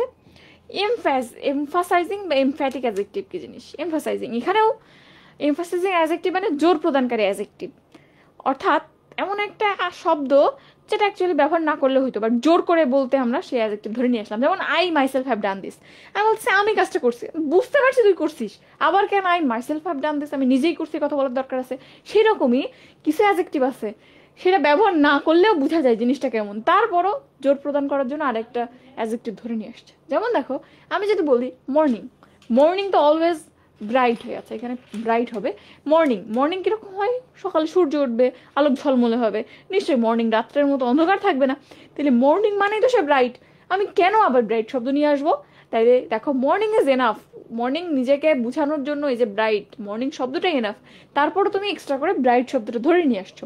তো এই ব্রাইট শব্দটাই এমফাসাইজিং অ্যাডজেক্টিভ। ঠিক আছে, আবার দেখো সলিউশন, সমাধান, তো সেটা যদি কমপ্লিট না হইতো সেটাকে আমি সমাধান বলতাম না। সমাধান নিশ্চয়ই কমপ্লিটই হয়, একটা গণিত ম্যাথ তোমাকে বলছে এটাকে সলিউশন বের করে দাও, সো করে দিছো, সেটা নিশ্চয়ই কমপ্লিট করে তুমি আমাকে সাবমিট করছো। তার সাথে আবার কমপ্লিট বলার দরকার আছে? নাই। আবার মনে করো জেন্টলম্যান, জেন্টলম্যান মানে ভদ্রলোক। জেন্টলম্যান কাদের বলো? সমস্ত গুণ যাদের আছে তাদেরকে তুমি জেন্টলম্যান বলতে পারো। তো এর সাথে আবার কেউ কেউ দেবে পারফেক্ট জেন্টলম্যান। কোনো দরকার আছে পারফেক্ট শব্দটা এখানে দেয়ার? জেন্টলম্যান মানেই তো সে পারফেক্ট। তাহলে এই যে এক্সট্রা পারফেক্ট শব্দটা ব্যবহার করলা, এইটাই এমফাসাইজিং অ্যাডজেক্টিভ। ঠিক আছে, বুঝছো আশা করি? বোঝার থেকে ইম্পর্টেন্ট এই যে bright morning, complete solution, perfect gentleman, এইগুলো বারবার ঘুরে ফিরে আসে। সো একটু এক্সাম্পলগুলো মনে রাখবা। ঠিক আছে, এক্সাম্পলগুলো লিখে ফেলবা। এরপর আসো, আচ্ছা এখানে কিছু ল্যাটিন অ্যাডজেক্টিভ আছে। ল্যাটিন অ্যাডজেক্টিভ মানে কিছু শব্দ, যেমন বার্ড, এটা কিন্তু ইংলিশ শব্দ, জেনুইন ইংলিশ শব্দ। তো এর যে অ্যাডজেক্টিভটা এটা ইংলিশে আর ওভাবে নাই, বার্ডের কোনো অ্যাডজেক্টিভ ইংলিশে নাই, বাট ল্যাটিনের একটা অ্যাডজেক্টিভ আছে। তো এরকম কিছু শব্দ যেগুলো ডিরেক্ট ইংলিশ অ্যাডজেক্টিভ নাই বাট ল্যাটিনে আছে, সেগুলোকেই আমরা ল্যাটিন অ্যাডজেক্টিভ বলি, এবং এগুলাই আমরা ইংলিশে ব্যবহার করি। এগুলো একটু জানতে হবে। মেডিকেলে পড়ছো, মেডিকেলের বই যখন পড়বা প্রচুর ল্যাটিন ওয়ার্ড জানা লাগে, সো এই জায়গাটাও আমাদের এই জন্য লাগবে। ঠিক আছে, ওকে। তো এখানে দেখো বার্ড, বার্ডের অ্যাডজেক্টিভ কি হবে? তুমি যখন পাখির শ্রেণীটা পড়ো, পাখির শ্রেণী বায়োলজিতে কি পড়ছো? অ্যাভিস, অ্যাভিস শ্রেণীতে পাখিরা অবস্থান করে, তাইলে অ্যাভিস পাখি থেকেই এই অ্যাভিয়ারি শব্দটা আসছে। তাইলে বার্ডের অ্যাডজেক্টিভ কি? অ্যাভিস থেকে অ্যাভিয়ারি। এরপর দেখো ক্যাট, ক্যাট বিড়ালকে ল্যাটিনে কি বলা হয়? ফেলিক্স বলা হয়। ক্যাটকে কি বলা হয়? ফেলিক্স। সেই ফেলিক্স থেকে ফেলাইন শব্দটা আসছে। ক্যাট, ক্যাটকে কি বলা হয়? গরুর বৈজ্ঞানিক নাম কি? বোভিস। বোভিস, তাইলে ওই বোভিস মানে গবাদি পশু, ওই ক্যাটল থেকে পরবর্তীতে বোভিস, বোভিস থেকে বোভাইন আসছে। ঠিক আছে। মুন, মুন তো জানোই তোমরা, লুনার মানে কিন্তু চন্দ্রাকৃতির। সেমি লুনার কপাটিকে পড়ছো না? তো লুনার শব্দটা আসলে লুনা মানে চাঁদ, ওখান থেকে লুনার অ্যাডজেক্টিভ, এবং তোমরা এটা পড়ছো, যেহেতু পড়ছো সেমি লুনার শব্দটা যদি শুনে থাকো কখনো পারবা। লুনার মানে চন্দ্রাকৃতির। ওকে, ওয়াটার, ওয়াটারকে আমরা ল্যাটিনে কি বলি? অ্যাকুয়া। অ্যাকুয়াস সলিউশন পড়ছো কেমিস্ট্রিতে অবশ্যই। জলীয় দ্রবণের পাশে আমরা ব্র্যাকেটের মধ্যে একিউ লিখি, একিউ ফর অ্যাকুয়াস, জলীয় দ্রবণ। তাইলে ওয়াটার অ্যাকুয়া থেকে অ্যাকুয়াস। এগ, এগকে তুমি বায়োলজিতে কি পড়ছো? ওভাম মানে ডিম বানো না? এগ টু ওভাম, এগের ল্যাটিন নাম কি? ওভাম। এই ওভাম থেকে আসছে ওভাল, যেটা ডিম্বের মতো আকৃতির, সেটাকে আমরা ওভাল বলি বা ডিম্বাকৃতির। এরপর দেখো ডগ, ডগ টু ক্যানাইন। এটার ব্যাপার হচ্ছে যে ডগ বা এই টাইপের যে পশুরা আছে মাংস খেয়ে বাঁচে, তাদের ক্ষেত্রে ক্যানাইন দাঁত, যেটা সামনে 4টা বাদ দিয়ে পরের যে দাঁত, এই দুটো হচ্ছে ক্যানাইন টিথ। তাদের দেখবে এই দাঁতটা অনেক লম্বা থাকে। তো ওই ক্যানাইন টিথ থেকেই এই পশুগুলোর নাম আসছে, এবং এটা স্পেসিফিক্যালি ডগের ক্ষেত্রেই ব্যবহার করা হয়, ডগ টু ক্যানাইন। এরপর দেখো হার্ট, কার্ডিয়াক অ্যান্ড কার্ডিয়াল। তুমি জানো এটা হার্টের সাথে রিলেটেড, পড়ছো বায়োলজিতে। হাফিজ ভাই অলরেডি পড়াই ফেলছে রক্ত চ্যাপ্টারটা। ওকে, মাউথের ক্ষেত্রে ওরাল, তুমি নিশ্চয়ই জানো, এটা পড়ছো বায়োলজিতে। ওরাল ক্যাভিটি, আমরা মুখের যে মুখমণ্ডল, মুখছিদ্র, এটাকে কি বলে থাকি? Oral cavity. So mouth to oral cavity. Marriage, nuptial. দেখো এই দুইটা নিয়ে তোমাদের ঝামেলা লাগে, নকটিউনাল আর নপশিয়াল, কোনটা কোন ক্ষেত্রে যাবে। তো মনে রাখবা, বড়টার সাথে ছোটটা যাবে, ছোটটার সাথে বড়টা যাবে। ম্যারেজ শব্দটা বড় না? বড়, তাহলে ওর সাথে ছোটটা যাবে। নকটিউনাল বড় নাকি নিপশিয়াল বড়? নকটিউনাল বড়, নিপশিয়াল ছোট। তো বড়টার সাথে ছোটটা, ম্যারেজ নিপশিয়াল, নাইট নকটিউনাল। ঠিক আছে।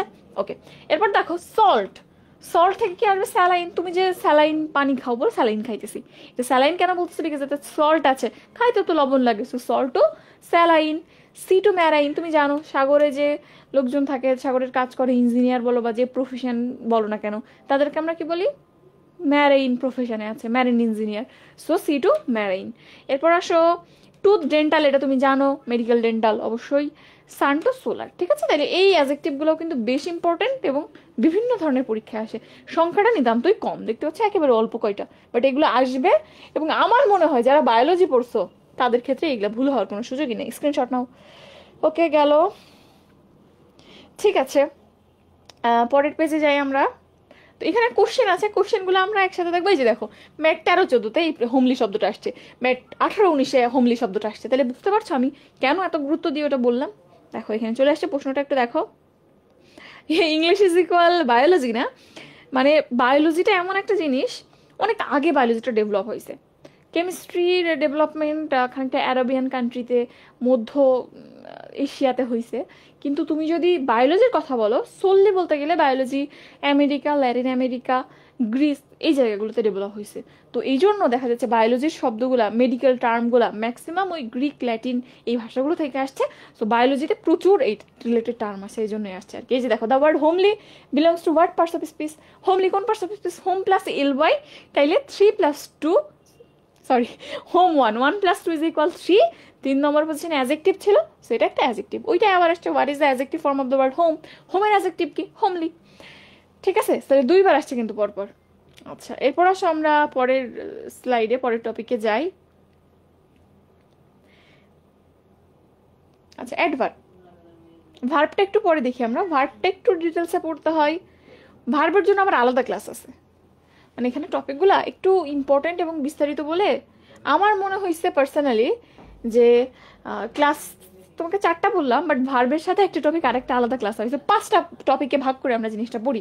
আচ্ছা, এখন আসো অ্যাডভার্ব। অ্যাডভার্ব কি করে? অলরেডি আমরা বলেছি, নাউন বা প্রোনাউন ছাড়া অন্য সবাইকে মডিফাই করতে পারে। এখন এখানে হাবিজাবে অনেক কিছু লেখা আছে, তোমাকে খুব ইজিলি আমি অ্যাডভার্ব চেনার একটা উপায় বলতে পারি। দেখো, তুমি অ্যাডভার্বকে কিভাবে চিনবা? কোন একটা সেন্টেন্সের মধ্যে যে ভার্বটা আছে, ওই ভার্বটাকে 4টা প্রশ্ন করতে পারো। কি কি প্রশ্ন দেখো লেখা আছে? হোয়ার, কোথায়। প্রথম প্রশ্ন কি? কোথায়। তুমি জিজ্ঞেস করবা, মনে করো তোমার একটা ইনভাইটেশন আছে, হি ইনভাইটেড মি, আমি বললাম সে আমাকে ইনভাইট করছে। তোমার প্রশ্ন হবে কোথায় ইনভাইট করছে? তোমার প্রশ্ন আসলো কোথায় ইনভাইট করছে রে? ওকে, আমি বললাম যে তার বাসায়, এবার তুমি বলবা কখন কবে, তাইলে পরের প্রশ্ন হলো কখন কবে, আমি বললাম যে শনিবার দিন সন্ধ্যাবেলা। এরপর বললো কিভাবে ইনভাইট করছে, খুশি হয়ে নাকি তার মা ইনভাইট করতে বলছে বলে করছে, বলতো আসলে কাহিনীটা কি, সে কি নিজে থেকে চেয়ে করছে নাকি তুই যেচে দাওয়াত নিছিস। তাহলে পরের প্রশ্ন হতে পারে কিভাবে। ওকে, এরপর হচ্ছে ওয়াই। প্রশ্ন হচ্ছে যে আচ্ছা বুঝলাম তোকে ইনভাইট করছে, কিন্তু কেন করছে, ওয়াই, কারণটা কি। তুমি বললা তার জন্মদিন, তাইলে কোন একটা ভার্বটা কি ছিল, ইনভাইটেড, ইনভাইট করছে, ইনভাইট ভার্বটা। তো এই ভার্বটার তুমি 4টা প্রশ্ন করতে পারো, কোথায়, যে কোনো ভার্বকে এই 4টা প্রশ্ন করতে পারো, কখন, কিভাবে এবং কেন। এই 4টা প্রশ্নের উত্তর যে ওয়ার্ডগুলো দিতে পারে সেটাই অ্যাডভার্ব। এবং কেন অ্যাডভার্ব, কারণ অ্যাকচুয়ালি তুমি যতই যা কিছু বলো না কেন সবাইকে মডিফাই করে, বাট অ্যাকচুয়ালি আমরা অ্যাডভার্বকে সাধারণত যেটা দেখি ভার্বকে মডিফাই করছে। সো এই যে 4টা উত্তর দিল, কাকে মডিফাই করলো, যখনই 4টা উত্তর দিল প্রত্যেকটা উত্তরই এই ইনভাইট ভার্বটা মডিফাই করছে। যে কোথায় ইনভাইট করছে, বাসায়, তাহলে এই ভার্বটা কিন্তু মডিফাই হয়ে গেল। আবার যখন তুমি কখন, তখন এই ভার্বটা মডিফাইড হইলো। সো সেই হিসাবে এই 4টা প্রশ্নের উত্তর কোনো সেন্টেন্সের ভার্ব যদি দিয়ে থাকে তাহলে এই ওয়ার্ডগুলা, এই উত্তরগুলাই অ্যাডভার্ব। যেমন আমি যদি একটা এক্সাম্পল বলি, এরপরে একটা এক্সাম্পল আছে, দেখো এই যে দেখো, she invited us cordially at home on yesterday. she invited us cordially, এটা বুঝাইতেছে কিভাবে, হাউ, কর্ডিয়ালি, সে আন্তরিকতার সাথেই দিয়েছিল। অ্যাট হোম, কোথায়, এটা হচ্ছে প্লেস বুঝাইতেছে, কোথায়, কোথায়, ঠিক আছে। এবার অন সানডে, কখন, এবং কেন, ফর বার্থডে বলতে পারো তুমি, কেনর উত্তরও দিতে পারে ফর বার্থডে। এখন কথা হইতেছে এখানে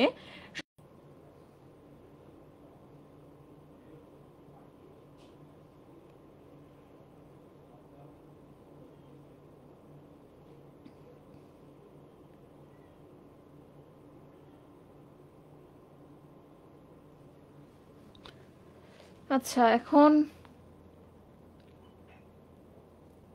হ্যাঁ এখন ঠিক আছে,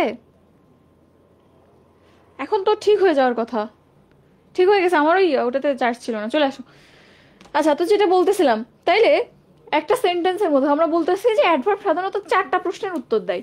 তো অ্যাডভার্ব তাহলে 4 প্রকার হইতে পারে। একটা সেন্টেন্সের মধ্যে যখন এই 4 প্রকার অ্যাডভার্ব ঢুকাবা তুমি, ঝগড়া লেগে যাবে না যে কোনটা কই যাবে। প্লেস বলবে আমি আগে যাব, টাইম বলবে না আমি আগে যাব, ম্যানার বলবে না আমি আগে যাব, কারণ বলবে না আমি আগে যাব। তাহলে এদের মধ্যে যাতে ঝগড়া না লাগে, এটা রিজলভ করার জন্য একটা রুল আছে, সেটা হইতেছে এমপিটি রুল। এমপিটি, এমপিটি জিনিসটা কি, এমপিটি মানে হচ্ছে ম্যানার, প্লেস অ্যান্ড টাইম। তাইলে কোনো সেন্টেন্সে একাধিক অ্যাডভার্ব আসলে প্রথমে যেটা হবে, প্রথমে ম্যানার বসবে, তারপরে প্লেস বসবে, তারপরে যে টাইম বসবে। তাইলে দেখো এই যে সেন্টেন্সটা, she invited us cordially at home on Sunday, প্রথমে কর্ডিয়ালি, এটা ম্যানার বুঝাচ্ছে, কিভাবে, হাউ, কিভাবে তোমাকে ইনভাইট করলো। তারপরে অ্যাট হোম, কোথায় করলো, প্লেসটা কোথায়, এরপরে হচ্ছে টাইমটা কোথায়, সানডে। তাহলে এটাকেই আমরা এমপিটি রুল বলে থাকি, ঠিক আছে। অ্যাডভার্ব এমপিটি রুল মেনে চলে, আগে ম্যানার, দেন প্লেস, দেন টাইম, এটাই এমপিটি রুল, এটাই বলতেছিলাম। আচ্ছা এখন ক্লিয়ার, ওকে ঠিক আছে। এরপর আসো আমরা পরের পেজে যাই। এই রুলটা একটু দেখিও, এটা কিন্তু যেমন মেডিকেল ইম্পর্টেন্ট তেমনই ভার্সিটির জন্য ইম্পর্টেন্ট। আচ্ছা এরপর আসো, আচ্ছা অ্যাডভার্ব পার্টিকেল জিনিসটা আমরা একটু দেখি। দেখো আমি যদি তোমাকে বলি, আপু বা ভাইয়া, একটু আগে আমি এক্সাম্পল দিচ্ছিলাম, he came in the morning, he came in to the room, ঠিক আছে। যেমন come in to the room, আমি একদম প্রথমে যেটা বলতেছিলাম, কাম ইন টু দ্য রুমে ইনটুকে কি বলছিলাম, এটা প্রিপোজিশন, কারণ সে রুমের আগে বসছে এবং অন্য অংশের সাথে রুমের সম্পর্ক নির্দেশ করছে। সো ইনটুটা কি ছিল, প্রিপোজিশন। কিন্তু আমি যদি শুধু বলি প্লিজ কাম ইন, বা এখানে ইনটু না বলে যদি আমি কাম ইন দ্য রুম বলতাম, তাহলে ইনটু, ইন হচ্ছে প্রিপোজিশন, কোনো সন্দেহ নাই। বাট শুধু যদি আমি বলি কাম ইন, ভেতরে আসো, এই ইনটা কি হবে, ইনটা কি হবে। তো মনে রাখবা যে অবশ্যই প্রিপোজিশন হইতে গেলে নাউনের বা প্রোনাউনের আগেই বসতে হবে, এরপরে কোনো ওয়ার্ড আছে না। তাইলে কি এ নাউন বা প্রোনাউনের আগে বসছে না। তাহলে প্রথম কথা হচ্ছে যার যাই বলো, একে প্রিপোজিশন বলা যাবে না। তাহলে কি বলবো, এটা অ্যাকচুয়ালি যখনই দেখবা কোন একটা প্রিপোজিশন বাট সেইটা কাট অফ হয়ে গেছে, অর্থাৎ এরপর কিছু একটা হওয়ার কথা ছিল তাইলেই প্রিপোজিশন হইতো, বাট কাট অফ হয়ে গেছে সেটা, তো এখন প্রিপোজিশন হতে পারছে না, তখন বেগতিক দেখে সে অ্যাডভার্ব হয়ে যায়, অ্যাডভার্বের মতো আচরণ করে। তো এইটাকেই আমরা অ্যাডভার্ব পার্টিকেল বলি। পার্টিকেল মানে অংশ, কোনো একটা জিনিসের কাটা অংশ এটা। সো এটাকে এই জন্য আমরা অ্যাডভার্ব পার্টিকেল বলি। তাইলে মনে রাখবা, কোনো প্রিপোজিশনের মতো দেখতে কোনো জিনিস যদি সেন্টেন্সের শেষে থাকে এবং এরপর অন্য কোনো নাউন বা প্রোনাউন না থাকে, সেটাকে আমরা অ্যাডভার্ব পার্টিকেল বলবো। এবং দেখো এটা কাজও করে অ্যাডভার্বের মতো। যেরকম আমি যদি বলি কাম ইন, মানে কি ভেতরে আসো, তাইলে এখানে এই যে কাম শব্দটা, কাম মানে কি আসা, আসো, আসো যে ভার্বটা, এটাকে মডিফাই করছে। কোথায় আসবো? তোমার বাসায়, না রুমের মধ্যে, নাকি বাইরে যাবো, কি ইন্ডিকেট করতেছে কি? তাহলে এখানে বুঝতে পারছো কাম ভার্বটাকে মডিফাই করছে, কোন দিকে আসবো? ভেতরে আসো। ঠিক আছে, তো এই জিনিসটা মনে রাখবা। প্রিপোজিশনের মতো দেখতে একটা ওয়ার্ড সেন্টেন্সের শেষে কেমন যেন কিছু নেই, কিছু একটা হওয়ার কথা ছিল বাট নাই, এজন্য এটা একটা কাটা অংশ বা পার্টিকেল। ঠিক আছে, মনে থাকবে, এটাকে আমরা অ্যাডভার্ব পার্টিকেল বলি। এখানে লেখা আছে দেখো স্লাইডের মধ্যে, একটু স্লাইডটা দেখিও। আমাদের যে অ্যাডভার্ব পার্টিকেল যে স্লাইডটা আমি অলরেডি দিয়ে দিয়েছি, এই স্লাইডটা কিন্তু দেওয়া আছে তোমাদের টেলিগ্রাম চ্যানেলে, যারা টেলিগ্রামে অ্যাড হও নাই, হয়ে নিয়ে একটু খেয়াল করিও। আচ্ছা, এরপর ওকে, এগুলো আমরা পরে দেখবো কোশ্চেন। চলো বেসিক জিনিস দেখি, আর তোমরা বললে ক্লাস আরো নেওয়া যাবে, ফ্রি ক্লাস নিব, সমস্যা কি? আচ্ছা, এরপর ভার্ব তুমি জানো, ভার্ব মানে কি? ভার্ব মানে যে ওয়ার্ড দ্বারা কাজ করা বোঝায়, সেটাই ভার্ব। এখন ভার্বের ক্লাসিফিকেশন, এগুলো থেকে প্রশ্ন আসে না, বেসিক যে ক্লাসিফিকেশন, কিছু জায়গা থেকে প্রশ্ন আসে। যেমন হচ্ছে দু একটা জিনিস বলা যায়, আবার যায় না। কয়টা কয়টা বাজে?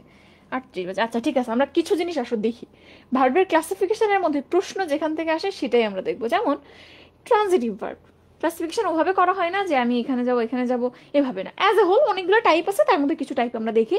প্রথম হচ্ছে ট্রানজিটিভ ভার্ব, সকর্মক্রিয়া। যে ভার্বের অবজেক্ট থাকে বা থাকতে পারে, সেই ভার্বগুলোকেই ট্রানজিটিভ ভার্ব বা সকর্মক্রিয়া বলা হয়। যেমন অবজেক্ট মানে কি? ভার্ব কাকে আঁকড়ে ধরে কাজটা করে। যেমন আই এট এ ম্যাঙ্গো, এই খাওয়ার কাজটা কি দিয়ে হইতেছে? ম্যাঙ্গো। আম না থাকলে তোমার খাওয়ার কাজটা হইতো হইতো না। কাকে খাচ্ছ? আমকে খাচ্ছ।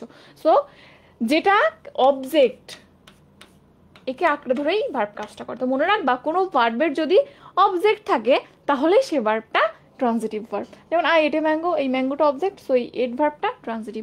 ওকে, এরপর দেখো ইনট্রানজিটিভ ভার্ব, যে ভার্বের কোনো অবজেক্ট থাকে না তাকে আমরা ইনট্রানজিটিভ ভার্ব বলে থাকি। কিরকম হইতে পারে ইনট্রানজিটিভ ভার্ব? যেমন আমি যদি বলি যে আমি কান্না করি, তো এখানে কি এখানে কোনো অবজেক্ট নিয়ে আসা যায়? আমি কাকে কান্না করি বা কি কান্না করি? মনে রাখবা, অবজেক্ট সাধারণত কি বা কাকে দিয়ে প্রশ্ন করলে যে উত্তর পাওয়া যায় সেটাই অবজেক্ট। যেমন আমি যদি প্রশ্ন করি আমি কি খাই, আমি আম খাই।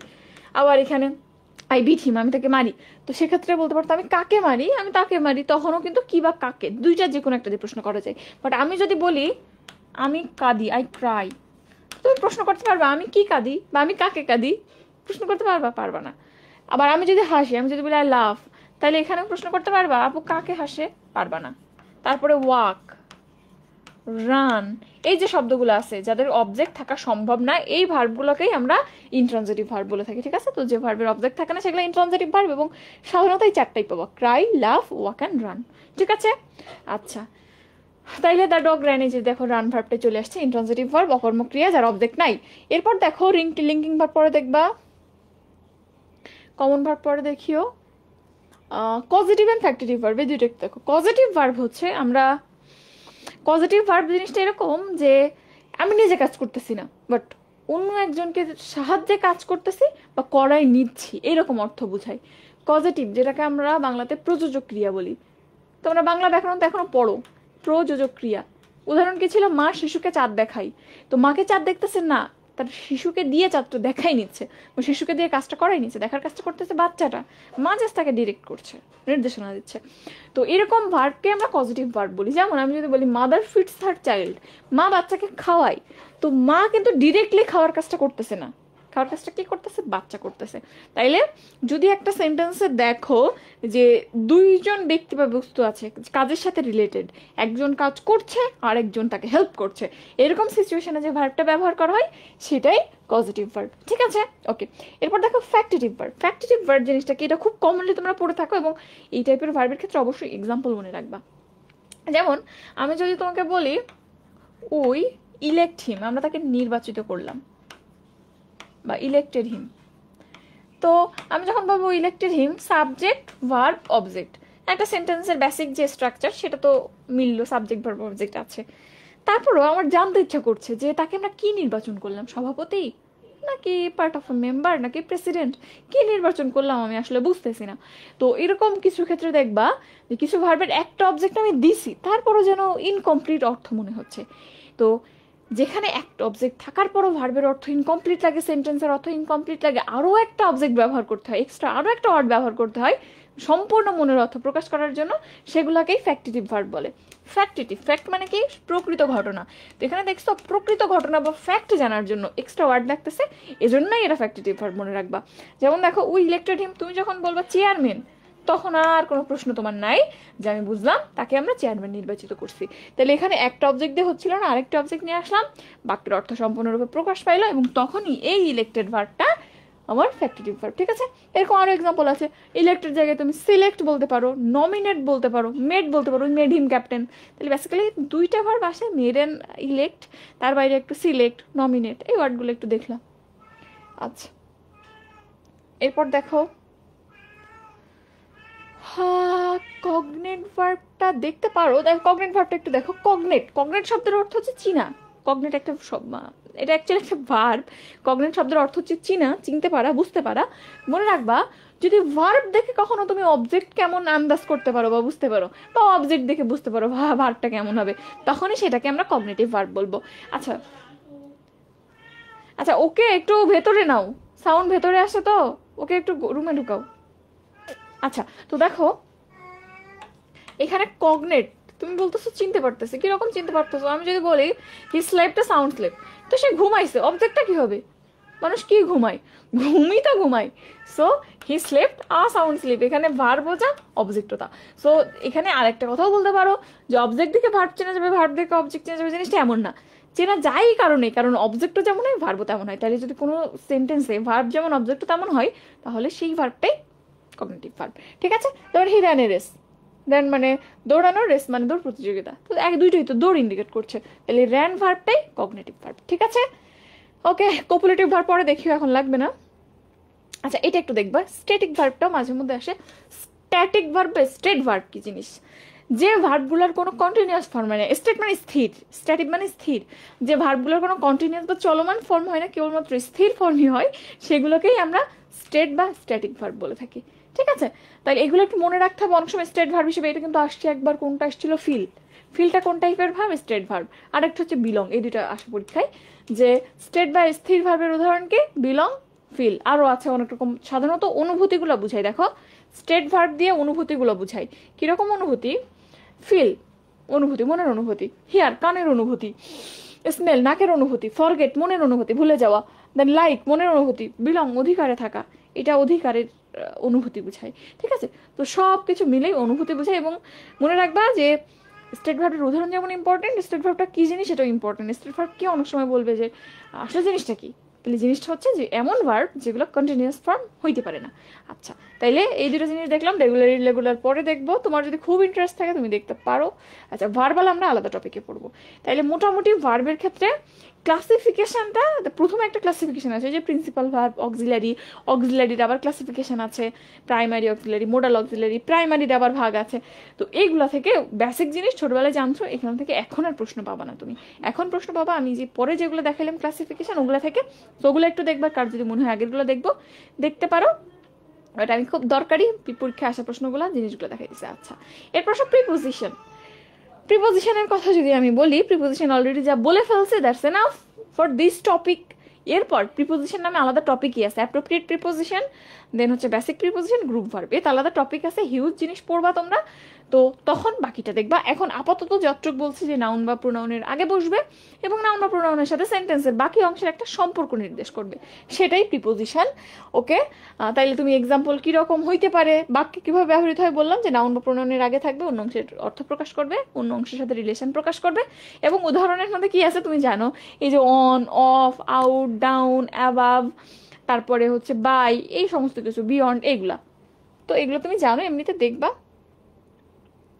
এখন আসো আমরা পরের পেজে যাই। প্র্যাকটিস এখানে আসছে দুইটা প্রশ্ন। কনজাংশন, কনজাংশন মানে একটু আগে তোমাকে কি বললাম, জাংশন। জাংশন মানে সংযোগকারী, জাংশন মানে সংযোগকারী। যে ওয়ার্ড দুইটা ক্লজের মধ্যে সংযোগ তৈরি করে তাকেই আমরা কনজাংশন বলে থাকি। ঠিক আছে, তো এখানে আসো, কনজাংশনের মধ্যে আর কি জানতে হবে, ক্লাসিফিকেশনটা একটু জানতে হবে। কনজাংশনকে সাধারণত আমরা তিন ভাগে ভাগ করে থাকি। প্রথমত coordinating conjunction, subordinating conjunction, correlative conjunction. তিন প্রকার, কোঅর্ডিনেটিং, সাবঅর্ডিনেটিং, কোরিলেটিভ। তো এখানে দেখো, কোঅর্ডিনেটিং এর সাথে কার যেন একটা মিল পাওয়া লাগতেছে, কেমন একটা কন্ত কন্ত লাগতেছে না, চেনা চেনা। সো কোঅর্ডিনেটিং কনজাংশন কোঅর্ডিনেট ক্লজের সাথে রিলেটেড, সাবঅর্ডিনেটিং কনজাংশন সাবঅর্ডিনেট ক্লজের সাথে রিলেটেড। তো এখন বলো সাবঅর্ডিনেট ক্লজ কি, কোঅর্ডিনেট ক্লজ কি? কারণ মনে আছে, বলতে পারবা কেউ? কয়জন আছো? 72 জন আছো। দেখি একটু বলো তো, মনে আছে কি? আমি একটু দেখি আপনারা কি বলেন।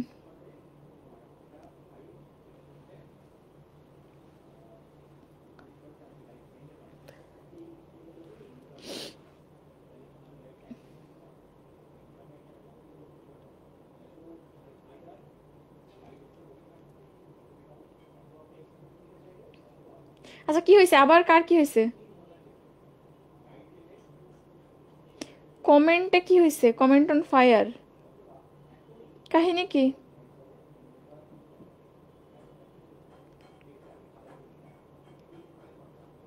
শোনো, এখানে একটা পাবলিক গ্রুপে ক্লাস হচ্ছে, সো এই জায়গাটাতে এই টাইপের কমেন্ট করা না একটু দৃষ্টিকটু লাগে না তোমার? মনে করো তুমি যাদের সাথে কথা বলতেছো, হয়তো ফ্রেন্ডদের সাথে ফ্রেন্ডকে মেনশন দিয়ে কথা বলতেছো, ইন্ডিকেট করে কথা বলতেছো, তো তোমাদের মধ্যে ঠিক আছে। বাট যারা মনে করো অনেক দূর থেকে তোমাকে চিনে না জানে না, তার কাছে কমেন্টে দেখতে একটু দৃষ্টিকটু, একটু উইয়ার্ড লাগে না? সো একটু মানে কোন জায়গায় কথা বলতেছি এটা একটু চিন্তা করে, বা মানুষের জিনিসটা কেমন লাগবে এটা একটু চিন্তা করে তারপরে একটু কমেন্টটা করবা। মানে জিনিসটা এমন না, আমি বলতেছি না যে না কমেন্ট করিও না, কিছু না, করিও না, বাট একটু মানে চিন্তা করবো যে মানুষের কি মনে হইতে পারে তোমার কমেন্টটা পড়ে।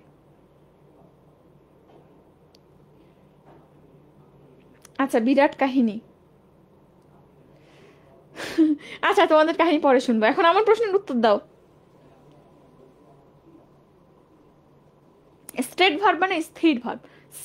স্ট্যাটিক স্থির বোঝায় যে ভার্বের কোনো কন্টিনিউয়াস বা চলমান ফর্ম হয় না, অর্থাৎ কন্টিনিউয়াস টাইপের সেন্টেন্সে present continuous, past continuous, future continuous যাদের সাথে আইএনজি যুক্ত হইতে পারে না তারা স্ট্যাটিক ভার্ব, এবং উদাহরণ বলেছি ফিলিংস রিলেটেড সমস্ত ভার্ব।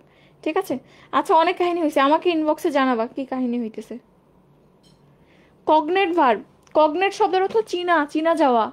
তো যে ভার্বের অবজেক্ট যা ভার্বও তা, কোনো সেন্টেন্সের ভার্ব যেমন অবজেক্টও তেমন যদি হয়, তাহলে তুমি অবজেক্ট দেখেই বুঝতে পারবে ভার্বটা কেমন হবে, কারণ ভার্ব তো অবজেক্টের মতোই।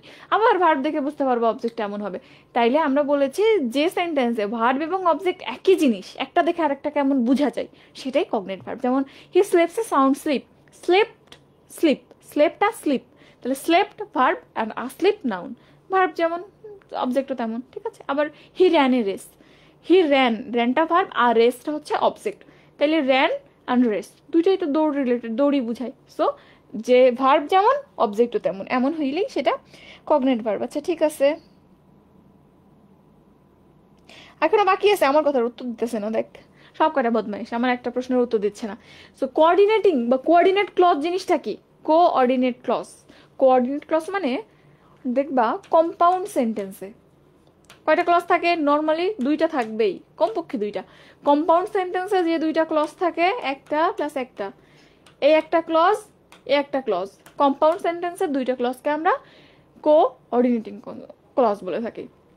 তো দুইটা ক্লজের মধ্যে যে কনজাংশনটা সম্পর্ক তৈরি করবে সেটাই কোঅর্ডিনেটিং কনজাংশন। তাহলে মনে রাখবা, দুইটা কোঅর্ডিনেট ক্লজকে যে কনজাংশন যুক্ত করে সেটাই কোঅর্ডিনেটিং কনজাংশন। এখন কথা হচ্ছে কোঅর্ডিনেট ক্লজ কেমনে চিনবো? তো সেটা জানার জন্যই তো বললাম কম্পাউন্ড সেন্টেন্সের যে দুইটা ক্লজ, দুইটাই কোঅর্ডিনেট ক্লজ। ঠিক আছে? মনে রাখবা, তাহলে ইজিলি মনে রাখতে পারো যে কম্পাউন্ড সেন্টেন্সের যে কনজাংশন সেটাই কোঅর্ডিনেটিং কনজাংশন। যেমন আমি যদি বলি he is poor but he is honest, বা he is poor but honest, তাহলে এ একটা ক্লজ, এ একটা ক্লজ, এবং দুইজনের মধ্যে সম্পর্ক কে তৈরি করেছে? বাটটা। তাইলে এই পুরো সেন্টেন্সটা একটা কম্পাউন্ড সেন্টেন্স, এই দুইটা ক্লজ মাঝখানে সম্পর্ক তৈরি করছে বাট, সো এই বাটটা কোঅর্ডিনেটিং কনজাংশন। এবং তুমি এরকম আরো অনেক সেন্টেন্স জানো, এবং এই টাইপের আরো বাটের মতো কিছু শব্দ আছে, যেমন হচ্ছে ইদার অর, নিদার নর, তারপর হচ্ছে not only but also, yet, so, or, as, because, এই টাইপের যেগুলো আছে সেগুলা। ঠিক আছে? আচ্ছা এরপর দেখো সাবঅর্ডিনেট ক্লজ কই থাকে বলো তো? সাবঅর্ডিনেট ক্লজ থাকে কিন্তু কমপ্লেক্স সেন্টেন্সে। সো মনে রাখবা, কমপ্লেক্স সেন্টেন্সের দুইটা ক্লজের মধ্যে যে কানেকশন তৈরি করে সে সাবঅর্ডিনেটিং কনজাংশন। ঠিক আছে? এরকম এক্সাম্পল কি কি আছে দেখো, তুমি জানো, চিনো তো, সেন্টেন্স তো চিনো অন্তত, সিম্পল, কমপ্লেক্স, কম্পাউন্ড, ওয়াইল, অ্যাজ সুন অ্যাজ, দো, অল দো, সো দ্যাট, ডেসপাইট, এই টাইপের সেন্টেন্স যেখানে একটা ক্লজ দিয়ে সম্পূর্ণ মনের ভাব বোঝা যায় না, আর একটা ক্লজ অবশ্যই লাগে, সেগুলাই হচ্ছে সাবঅর্ডিনেট ক্লজের মধ্যে পড়ে, একটাতে বুঝে যায় না। যেমন আমি বলি হোয়াইল আই ওয়াজ পুয়ার, আমি যখন গরিব ছিলাম, আমি যদি চুপ করে দাঁড়িয়ে থাকি আমার মুখে একখান থাবড়া দিবা, থাবড়া দিয়ে বলবা যে কি রে তুই গরিব ছিলি তখন কি হয়েছিল, তোমার জানতে ইচ্ছা করবে পরের কথা। তাইলে এই যে টাইপের ক্লজগুলা সেগুলো সাবঅর্ডিনেট ক্লজ, সম্পূর্ণভাবে মনের অর্থ বোঝা যায় না। এগুলো কোন টাইপের সেন্টেন্সে থাকে? কমপ্লেক্স সেন্টেন্সে। কমপ্লেক্স সেন্টেন্সে দুইটা ক্লজের মধ্যে যে কানেক্টর সেইটাই সাবঅর্ডিনেটিং কনজাংশন, ঠিক আছে? ওকে, এরপর দেখো কোরিলেটিভ কনজাংশন। কোরিলেটিভ কনজাংশন জিনিসটা কি? কোরিলেটিভ আত্মীয় কারা হয়? মনে করো যে আমি আর আমার মামা, আমরা দুজন আত্মীয়, বাট আমরা আলাদাভাবে থাকি, কিছু একটা সম্পর্ক আছে, একজনকে ছাড়া আরেকজন চলা যায় না, এরকম ক্ষেত্রে তো মনে রাখবা যে যে কনজাংশনগুলো দুইটা পোর্শন থাকে এবং একটা পোর্শন ছাড়া আর একটা একদম অচল, চলতেই পারে না, তাইলে এখানে প্রথম কথা দুইটি অংশ থাকবে এবং একটাকে ছাড়া আরেকটা চলতেই পারবে না। তুমি যদি মনে করো দুইটার একটাকে লিখবো আরেকটাকে লিখবো না, অর্থ মনে হয় প্রকাশ পাবে অর্ধেক অর্ধেক, না, হবেই না, দুইটা একসাথেই ব্যবহার করতে হবে। এই টাইপের কনজাংশনগুলোকে কোরিলেটিভ কনজাংশন বলে। যেমন নট অনলি বাট অলসো, কোথাও শুধু নট অনলি ব্যবহার করতে দেখছো? দেখো নাই। বোথ ড্যাশ অ্যান্ড, নিদার নর, ইদার অর, তুমি যখনই নিদার ব্যবহার করবা এরপরে নর থাকাই লাগবে, ইদার ব্যবহার করলে অর থাকাই লাগবে, ঠিক আছে? তাহলে এই যেগুলা জোড় আকারে থাকে সেগুলাই কোরিলেটিভ কনজাংশন। রিলেটিভ কেন বলতেছি? এরা দুইজন আলাদা সত্তা, বাট এদের মধ্যে একটা রিলেশন আছে এই জন্য, ঠিক আছে? একজনকে ছাড়া আরেকজন চলতে পারবে না। যেমন I like not only T but also coffee, দুইটা একসাথে ব্যবহৃত হয়েছে। আমি যদি বলতাম আই লাইক নট অনলি টি, তাহলে কি যেন একটা অনুপস্থিত থাকতো, তুমি বুঝতেই পারতা, এত কমনলি আমরা ব্যবহার করি। সো এটা মনে রাখিও, কোর রিলেটিভ। রিলেটিভ কেন হইলো? দুইটা আলাদা জিনিস, ওর রিলেশন আছে, সো একজনকে ছাড়া আরেকজন চলতে পারে না। আচ্ছা, এগুলো দেখবো না, মোটামুটি ওখানে ক্লাসিফিকেশনটা জানলে চলছে। এখন আসে ইন্টারজেকশনটা একটু দেখি। ইন্টারজেকশন বললামই একটু আগে যে এখান থেকে কিন্তু ওয়াও, এটা কোন পার্টস অফ স্পিচ প্রশ্ন আসছে গতবার, তাইলে জানতে হবে এখানে কিছু জিনিস। ওকে, তো প্রথম কথা হচ্ছে যে যে ওয়ার্ড দ্বারা কোনো রকম মনের অনুভূতি বুঝাই এবং অনুভূতিটা আমি মুখে প্রকাশ করে বুঝাই, সেই মুখে প্রকাশ যে ওয়ার্ডটা দিয়ে করি সেটা ইন্টারজেকশন। যেমন মনে করো কেউ একজন জিতে গেছে, খুব সাহসিকতার সাথে একটা কাজ করছে, তুমি কি বলবা? সাব্বাস, তখন ইংরেজিতে বলবা ব্রেভো, এটা ইন্টারজেকশন। এরপর হচ্ছে সেখানে ব্রেভোর পরিবর্তে ওয়েল ডান বলতে পারো। ওকে, এরপর দেখো খুব আনন্দ হচ্ছে, সে যে জিতে গেছে খুব আনন্দ হচ্ছে, বলে হুররে আমরা জিতে গেছি, তাহলে এটাও তোমার মনের মজা বা যে আনন্দ সেটা বুঝাচ্ছে গেল। এরপর মনে করো হেরে গেছো, তখন কি বলবা? হাই হাই আমরা হেরে গেছি, তখন বলবো অ্যালাস, তাইলে অ্যালাসটা কিন্তু দুঃখ বুঝাইতেছে এবং এটা ইন্টারজেকশন। এরপর তুমি মনে করো যে লজ্জাজনক কোনো একটা কাজ করছো, তুমি বলবা ছিছি, তাহলে এটাও কিন্তু তোমার ঘৃণা ধিক্কার বুঝাইতেছে, তাইলে এইটাও কিন্তু ইন্টারজেকশনের মধ্যে পড়ে, ঠিক আছে? তো অনুভূতি ওয়াইজ ক্যাটাগরি করলে এইগুলাই সাধারণত আমরা দেখতে পাই পরীক্ষার ক্ষেত্রে। সো ওয়ার্ডগুলো জানতে হবে যে এরা ইন্টারজেকশনের মধ্যে পড়ে, এবং আরেকটা জিনিস কোনটা কোন অনুভূতি প্রকাশ করে এটাও জানতে হবে। যেমন দেখো গ্রিফ বা পেইন, ব্যথা বেদনা বুঝাইতে আমরা অ্যালাস শব্দ ব্যবহার করি, জয় বা হ্যাপিনেস বুঝাইতে হুররে।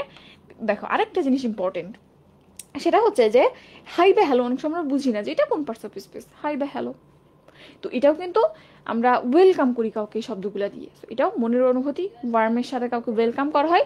সো হাই বা হ্যালো এগুলোও কিন্তু মনে রাখিও ইন্টারজেকশনের পরে, এবং এটা গ্রিটিংস অর্থ প্রকাশ করে, ঠিক আছে? খুব ইম্পর্টেন্ট, এই জিনিস অনেকে মিস করে যাবা। সো হাই হ্যালো এটা ইন্টারজেকশনের মধ্যে পড়ে। আর তুমি তো জানো সারপ্রাইজ বুঝাইতে হোয়াট, ওয়াও, এই যে ওয়াও আসলো এইবার, ঠিক আছে? তাইলে মোটামুটি ইন্টারজেকশন থেকে এইটুকু জানলেই হবে কোন ওয়ার্ডগুলো ব্যবহার করা হয় এবং কোন ওয়ার্ডটা কোন অর্থে ব্যবহার করা হয়, এর মধ্যে স্পেসিফিক্যালি হাই হ্যালো মিস করে যাবা। সো হাই হ্যালোটা একটু মার্ক করে রাখবা। ওকে, তাইলে মোটামুটি এই হচ্ছে ইন্টারজেকশন। ইন্টারজেকশন এখানে শেষ। তো আমাদের 8 প্রকারের যে বেসিক ব্যাপার স্যাপার ছিল মোটামুটি আমরা শেষ করছি। এখন কি আপনারা কোশ্চেন সলভ করতে চান? তাইলে আমি আপনাদের কিছু কোশ্চেন সলভ করে দিব। আচ্ছা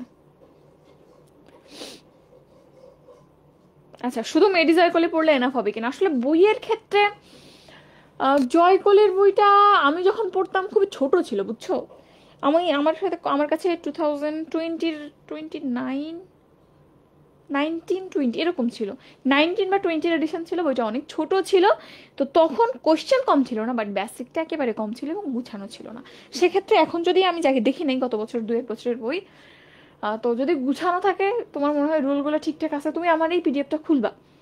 আমার পিডিএফটা মোটামুটি গুছাই একটা তৈরি করা, ভালো একটা মডিফাইড ওয়ে। তো এখানে তুমি এইটা খুলে যদি তুমি দেখো যে এই জিনিসপত্রগুলো পার্টস অফ স্পিচের মধ্যে পাচ্ছ, তাহলে মনে করবো ওকে গুছানো আছে। আর যদি দেখো যে মাত্র 10-20% আছে, বাকিগুলো নাই, তাহলে মনে করবা এখানে কিন্তু আসলে বেসিক বা থিওরিগুলো নাই ঠিক মতো।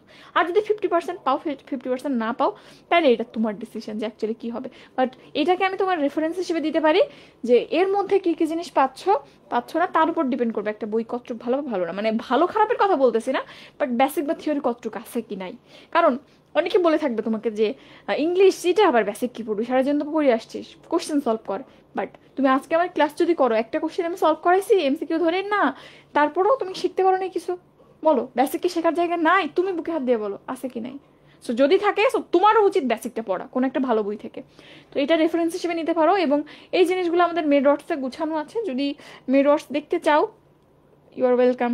আচ্ছা, পিডিএফ আমি দিয়ে দিয়েছি। আমাদের যে টেলিগ্রাম গ্রুপটা আছে, যারা অ্যাড হও নাই দেখো গ্রুপের মধ্যে প্রি মেডিকেল মেনিয়া বলে যদি তুমি মেডিলজিতে সার্চ দাও, একটা টেলিগ্রাম লিঙ্ক পাবা, ওখানে যুক্ত হয়ে যাও। বা আমি এখানে লিঙ্কটা দিয়ে দিচ্ছি, তোমরা অ্যাড হয়ে যাও। দাঁড়াও, হ্যাঁ লিঙ্কটা আমি দিয়ে দিচ্ছি। আচ্ছা, এখন বলো আপনাদের কি আর কিছু দরকার আছে?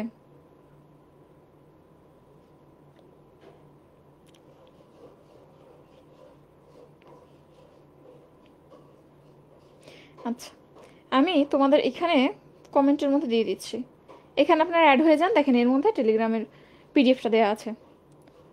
আচ্ছা, যারা আছে অ্যাড হয়ে যাও। আচ্ছা, 68 জন এখন আছো। আচ্ছা, আমার পড়া সবকিছু যদি জয়গুলিতে থেকে থাকে তাহলে তুমি পড়তে পারো। বাট আমি যখন পড়ছিলাম থিওরি মানে একেবারে মিনিমাম ছিল। আচ্ছা, এখানে কিন্তু আমি তোমাকে সবটা পড়াই নাই। তোমার এখন যে লেভেল, তুমি কেবল আজকে মনে করো ফার্স্ট অনেকে ক্লাস করছো, তাদের জন্য যেটুক দরকার আমি সেটুক পড়াইছি। বাট এখানে আরো অনেক কিছু আছে। সো তুমি পিডিএফটা একটু খুলবা, দেখবা যে অ্যাকচুয়ালি যেটুক আছে সেটুক পড়াইছি কিনা। আমি তোমাকে অলরেডি বলছি যে আমি আজকে কতটুকু পড়াইছি। সাধারণত এখানে পুরো যে স্লাইডটা, পুরো যে পিডিএফটা আছে, এটা কত 256 পেজের মতো হবে, ওরকম 200 পেজের মতো। তো এটা আমরা 5 দিনে পড়াই সাধারণত, তোমাকে একদিনে গুছায় বেসিকটা পড়াইছি আমি। সো বুঝতে পারছো তোমাকে কতটুকু আমি পড়াইছি। তো সেই হিসাবে একটু দেখিও পিডিএফটা খুলে। আচ্ছা, বায়োলজি কয়টা রেফারেন্স পড়া উচিত? বায়োলজির ক্ষেত্রে অবশ্যই অবশ্যই অবশ্যই ফার্স্ট, এটা তো 100% কভার করবা। এর বাইরে যদি বলো, জুওলজিতে আলিম স্যার মেইন রাইটার বা ফার্স্ট রাইটার আজমল স্যারের মতোই গুরুত্বপূর্ণ, অবশ্যই আলিম স্যার পড়বা। এবং বোটানির ক্ষেত্রে আলিম স্যারটা পড়বা, এখানে আমি তোমার হাত পায়ে ধরে বলতেছি না, বাট জুওলজির ক্ষেত্রে আলিম স্যার হাত পায়ে ধরে বলতেছি পড়বা। এবং যদি বোটানির ক্ষেত্রে বলো, তাহলে হ্যাঁ আলিম স্যার পড়বা এবং সাথে আজিবুস স্যার পড়বা। আলিম স্যার এবং আজিবুস স্যার কম্পিটিটিভলি দুই জায়গা থেকে দেখা যায় যে পাল্লা দিয়ে প্রশ্ন আসে সমান সমান। ঠিক আছে? So Ajmal sir for biology and Alim sir for zoology must. Ajmal and Alim for zoology must. Sir অবশ্যই স্যার বলতেছি, অসম্মানের কিছু নাই। আচ্ছা, আর বোটানির ক্ষেত্রে হাসান স্যার, সাথে আলিম স্যার, আজমল স্যার। যদি মনে করো যে না আমি টাইম পাচ্ছি না থিওরি পড়ার, তাহলে তুমি অন্তত এমসিকিউটা দেখো, শেষে অনুশীলনের যে প্রশ্নগুলো আছে ওইটা অন্তত দেখো। কারণ দেখা যায় এক্সট্রা রাইটার থেকে ভেতর থেকে যতটা প্রশ্ন আসে হচ্ছে ওই শেষের এমসিকিউ থেকে। হ্যাঁ, অন্তত 2টা পড়া উচিত সেক্ষেত্রে। জুওলজির ক্ষেত্রে যে 2টা বললাম, আর বোটানির ক্ষেত্রে যদি বলো তাহলে আলিম স্যারটা রাখা যায় ফার্স্ট চয়েসে। আর যদি মনে করো প্রচুর এমসিকিউ সলভ করবো, আজিবুস স্যার রাখতে পারো। আচ্ছা, গ্রুপের লিঙ্কটা আমি দিয়েছি অলরেডি, দেখো আমার কমেন্ট।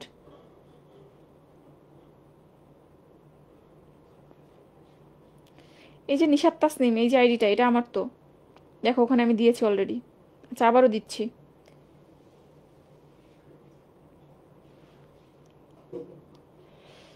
আচ্ছা, কে চাচ্ছ?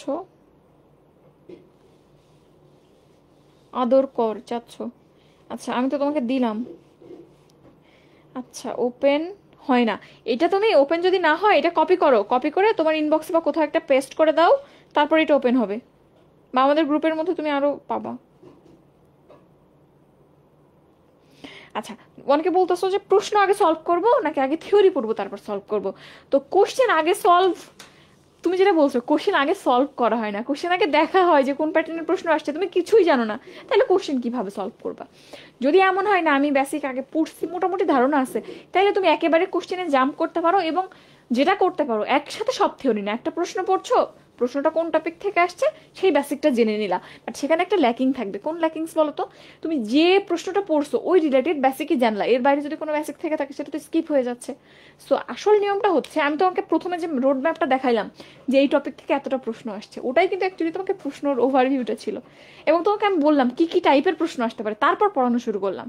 বেসিক নিয়ম আসলে এইটাই, তুমি আগে দেখবা যে এখান থেকে কি কি টাইপের প্রশ্ন আসে, যে টাইপের প্রশ্ন আসে সেটাই গুরুত্ব দিয়ে পড়বা। আর যেহেতু আমি পড়াই দিচ্ছি, ডিরেক্ট আমি প্রশ্ন দেখাই নাই, বাট আমি প্রত্যেকটা টপিকে বলে দিচ্ছি যে এখান থেকে প্রশ্ন আসছে, এখান থেকে এত এত এতবার আসছে, এখানে আসছে, এই সালে আসছে, বলে দিছি না? তাহলে আসলে প্রশ্ন আগে দেখতে বলা হয় এই কারণেই যে কোথা থেকে পড়তে হবে, কিভাবে পড়তে হবে। এরপর তুমি বেসিকটা পড়লা, থিওরিটা গুছাই ফেললা, তারপর কোশ্চেন সলভ করলা, একেবারে 100% প্রিপারেশন হয়ে যাবে। ঠিক আছে? আচ্ছা, বুঝছো? আমার কমেন্টটা কপি করে তুমি কোথাও পেস্ট করো, তাইলে তুমি দেখতে পারবা।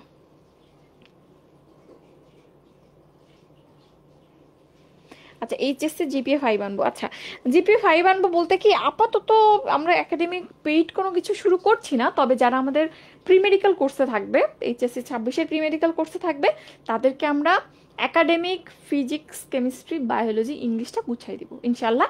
ইংলিশটা আমরা গুছাই দিব ফ্রি, মানে যারা হচ্ছে প্রি মেডিকেলে থাকবে তাদের ফ্রি দিব। আপাতত আমাদের এরকম কোনো প্ল্যান নাই যেটা সবার জন্য ফ্রি করব কি না, মানে পেইড ব্যাচ হচ্ছে না এবছর, এটা শিওর থাকো।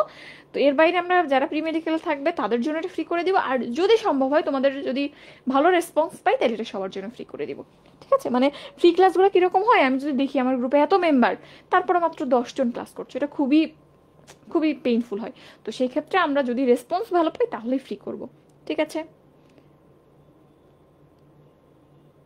আচ্ছা, এমসিকিউ সলভ করাবো কিনা? 12টা 2 বাজে, এখন কি করাবো সলভ, নাকি আমাকে নেক্সট একটা ক্লাস দিবা তোমরা, যেখানে যে জিনিসগুলো স্কিপ করছে একটু দেখাই নিব, একটু কোশ্চেন সলভ করব? বলেন আপনারা কি করবেন? কোশ্চেন কি সলভ করাবো এখন? আর কারো কোনো প্রশ্ন থাকলে বলো। তাও ভালো, একটা ক্লাসেই শেষ হয়েছে।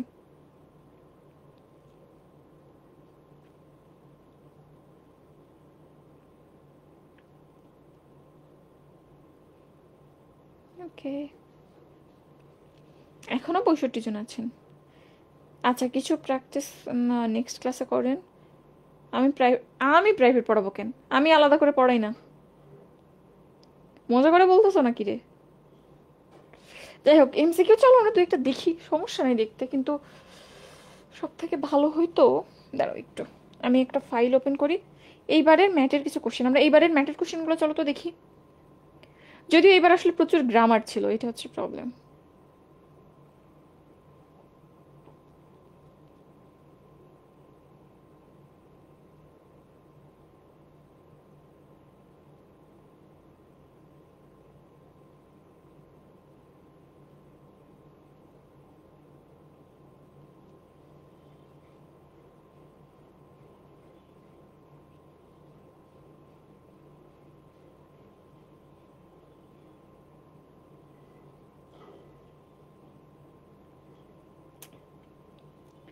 সলিড ফাইল তো পাচ্ছি না রে।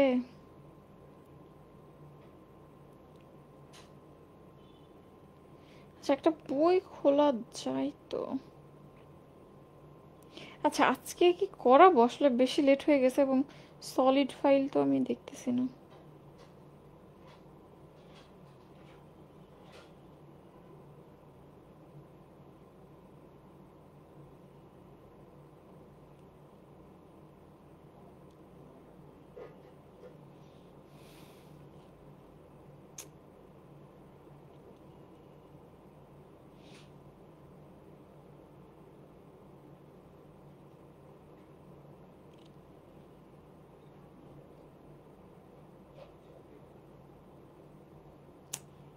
ইস, একসাথে কোশ্চেনগুলো থাকলে কিন্তু ফাইলটা পাচ্ছি না। আচ্ছা, আজকে না করি, যেহেতু অনেক রাত হয়েছে, আমি ভাইকে বলবো যাতে যে জিনিসগুলো বাকি আছে আমরা ইনশাল্লাহ সেই জিনিসগুলো একটু দেখবো। আর আচ্ছা, জিকে কি পড়বো? জিকে ক্লাস তো আগামীকাল হবে, আপু বলবে, ফারি আপু বলবে জিকে কে কি পড়বা। আর বইয়ের ক্ষেত্রে সাধারণত MP3 পড়ে থাকে আর অনেকে। আচ্ছা, লিঙ্ক ওপেন হচ্ছে না, লিঙ্কটা কপি করো, কপি করে কোথাও একটা পেস্ট করো, তাহলে ওপেন হবে। আর আমি দেখি লিঙ্ক দিয়ে দিচ্ছি আলাদা করে আবার। ঠিক আছে, তাহলে আজকে এই পর্যন্ত থাক। আমি তোমাদের আলাদা করে পোস্ট করে দিচ্ছি, যে পোস্টারটা দিয়েছিলাম পোস্টারটা দিচ্ছি, লিঙ্কটা যেটা বললাম আমার কমেন্টটা একটু কপি করে কোথাও পেস্ট করে নাও, ইনবক্সে বা কোথাও, আর টেলিগ্রামে সেভড মেসেজে পেস্ট করো, তাহলে ঢুকতে পারবা। আর না হলে আমি যখন লাইভটা শেষ হবে তখন তুমি কমেন্ট থেকে ঢুকতে পারবে, ঠিক আছে? ওকে, তাহলে আজকে এই পর্যন্ত থাক। যদি ভাইয়া আমাকে ক্লাস দেয় তাহলে নেক্সট দিন বাকি যে জিনিসগুলো আমরা একটু একটু মানে হায়ার লেভেলের জিনিসগুলো মিস দিয়েছি সেগুলো দেখাই দেবো এবং এমসিকিউ সলভ করবো। তবে সেক্ষেত্রে অবশ্যই তোমাকে যে কাজটা করতে হবে, যেগুলো পড়াইছে এগুলো পারতে হবে, এগুলো পড়ে আসতে হবে। এগুলো যদি গুছাইতে পারো তাইলেই পরের জিনিসগুলো বুঝবা, নাইলে অ্যাকচুয়ালি কিছুই বুঝবা না, ঠিক আছে? ওকে, তাহলে আজকে এই পর্যন্ত থাক। সবাই ভালো থাকো, সুস্থ থাকো, সবার জন্য অনেক অনেক শুভকামনা। আল্লাহ হাফেজ, আসসালামু আলাইকুম।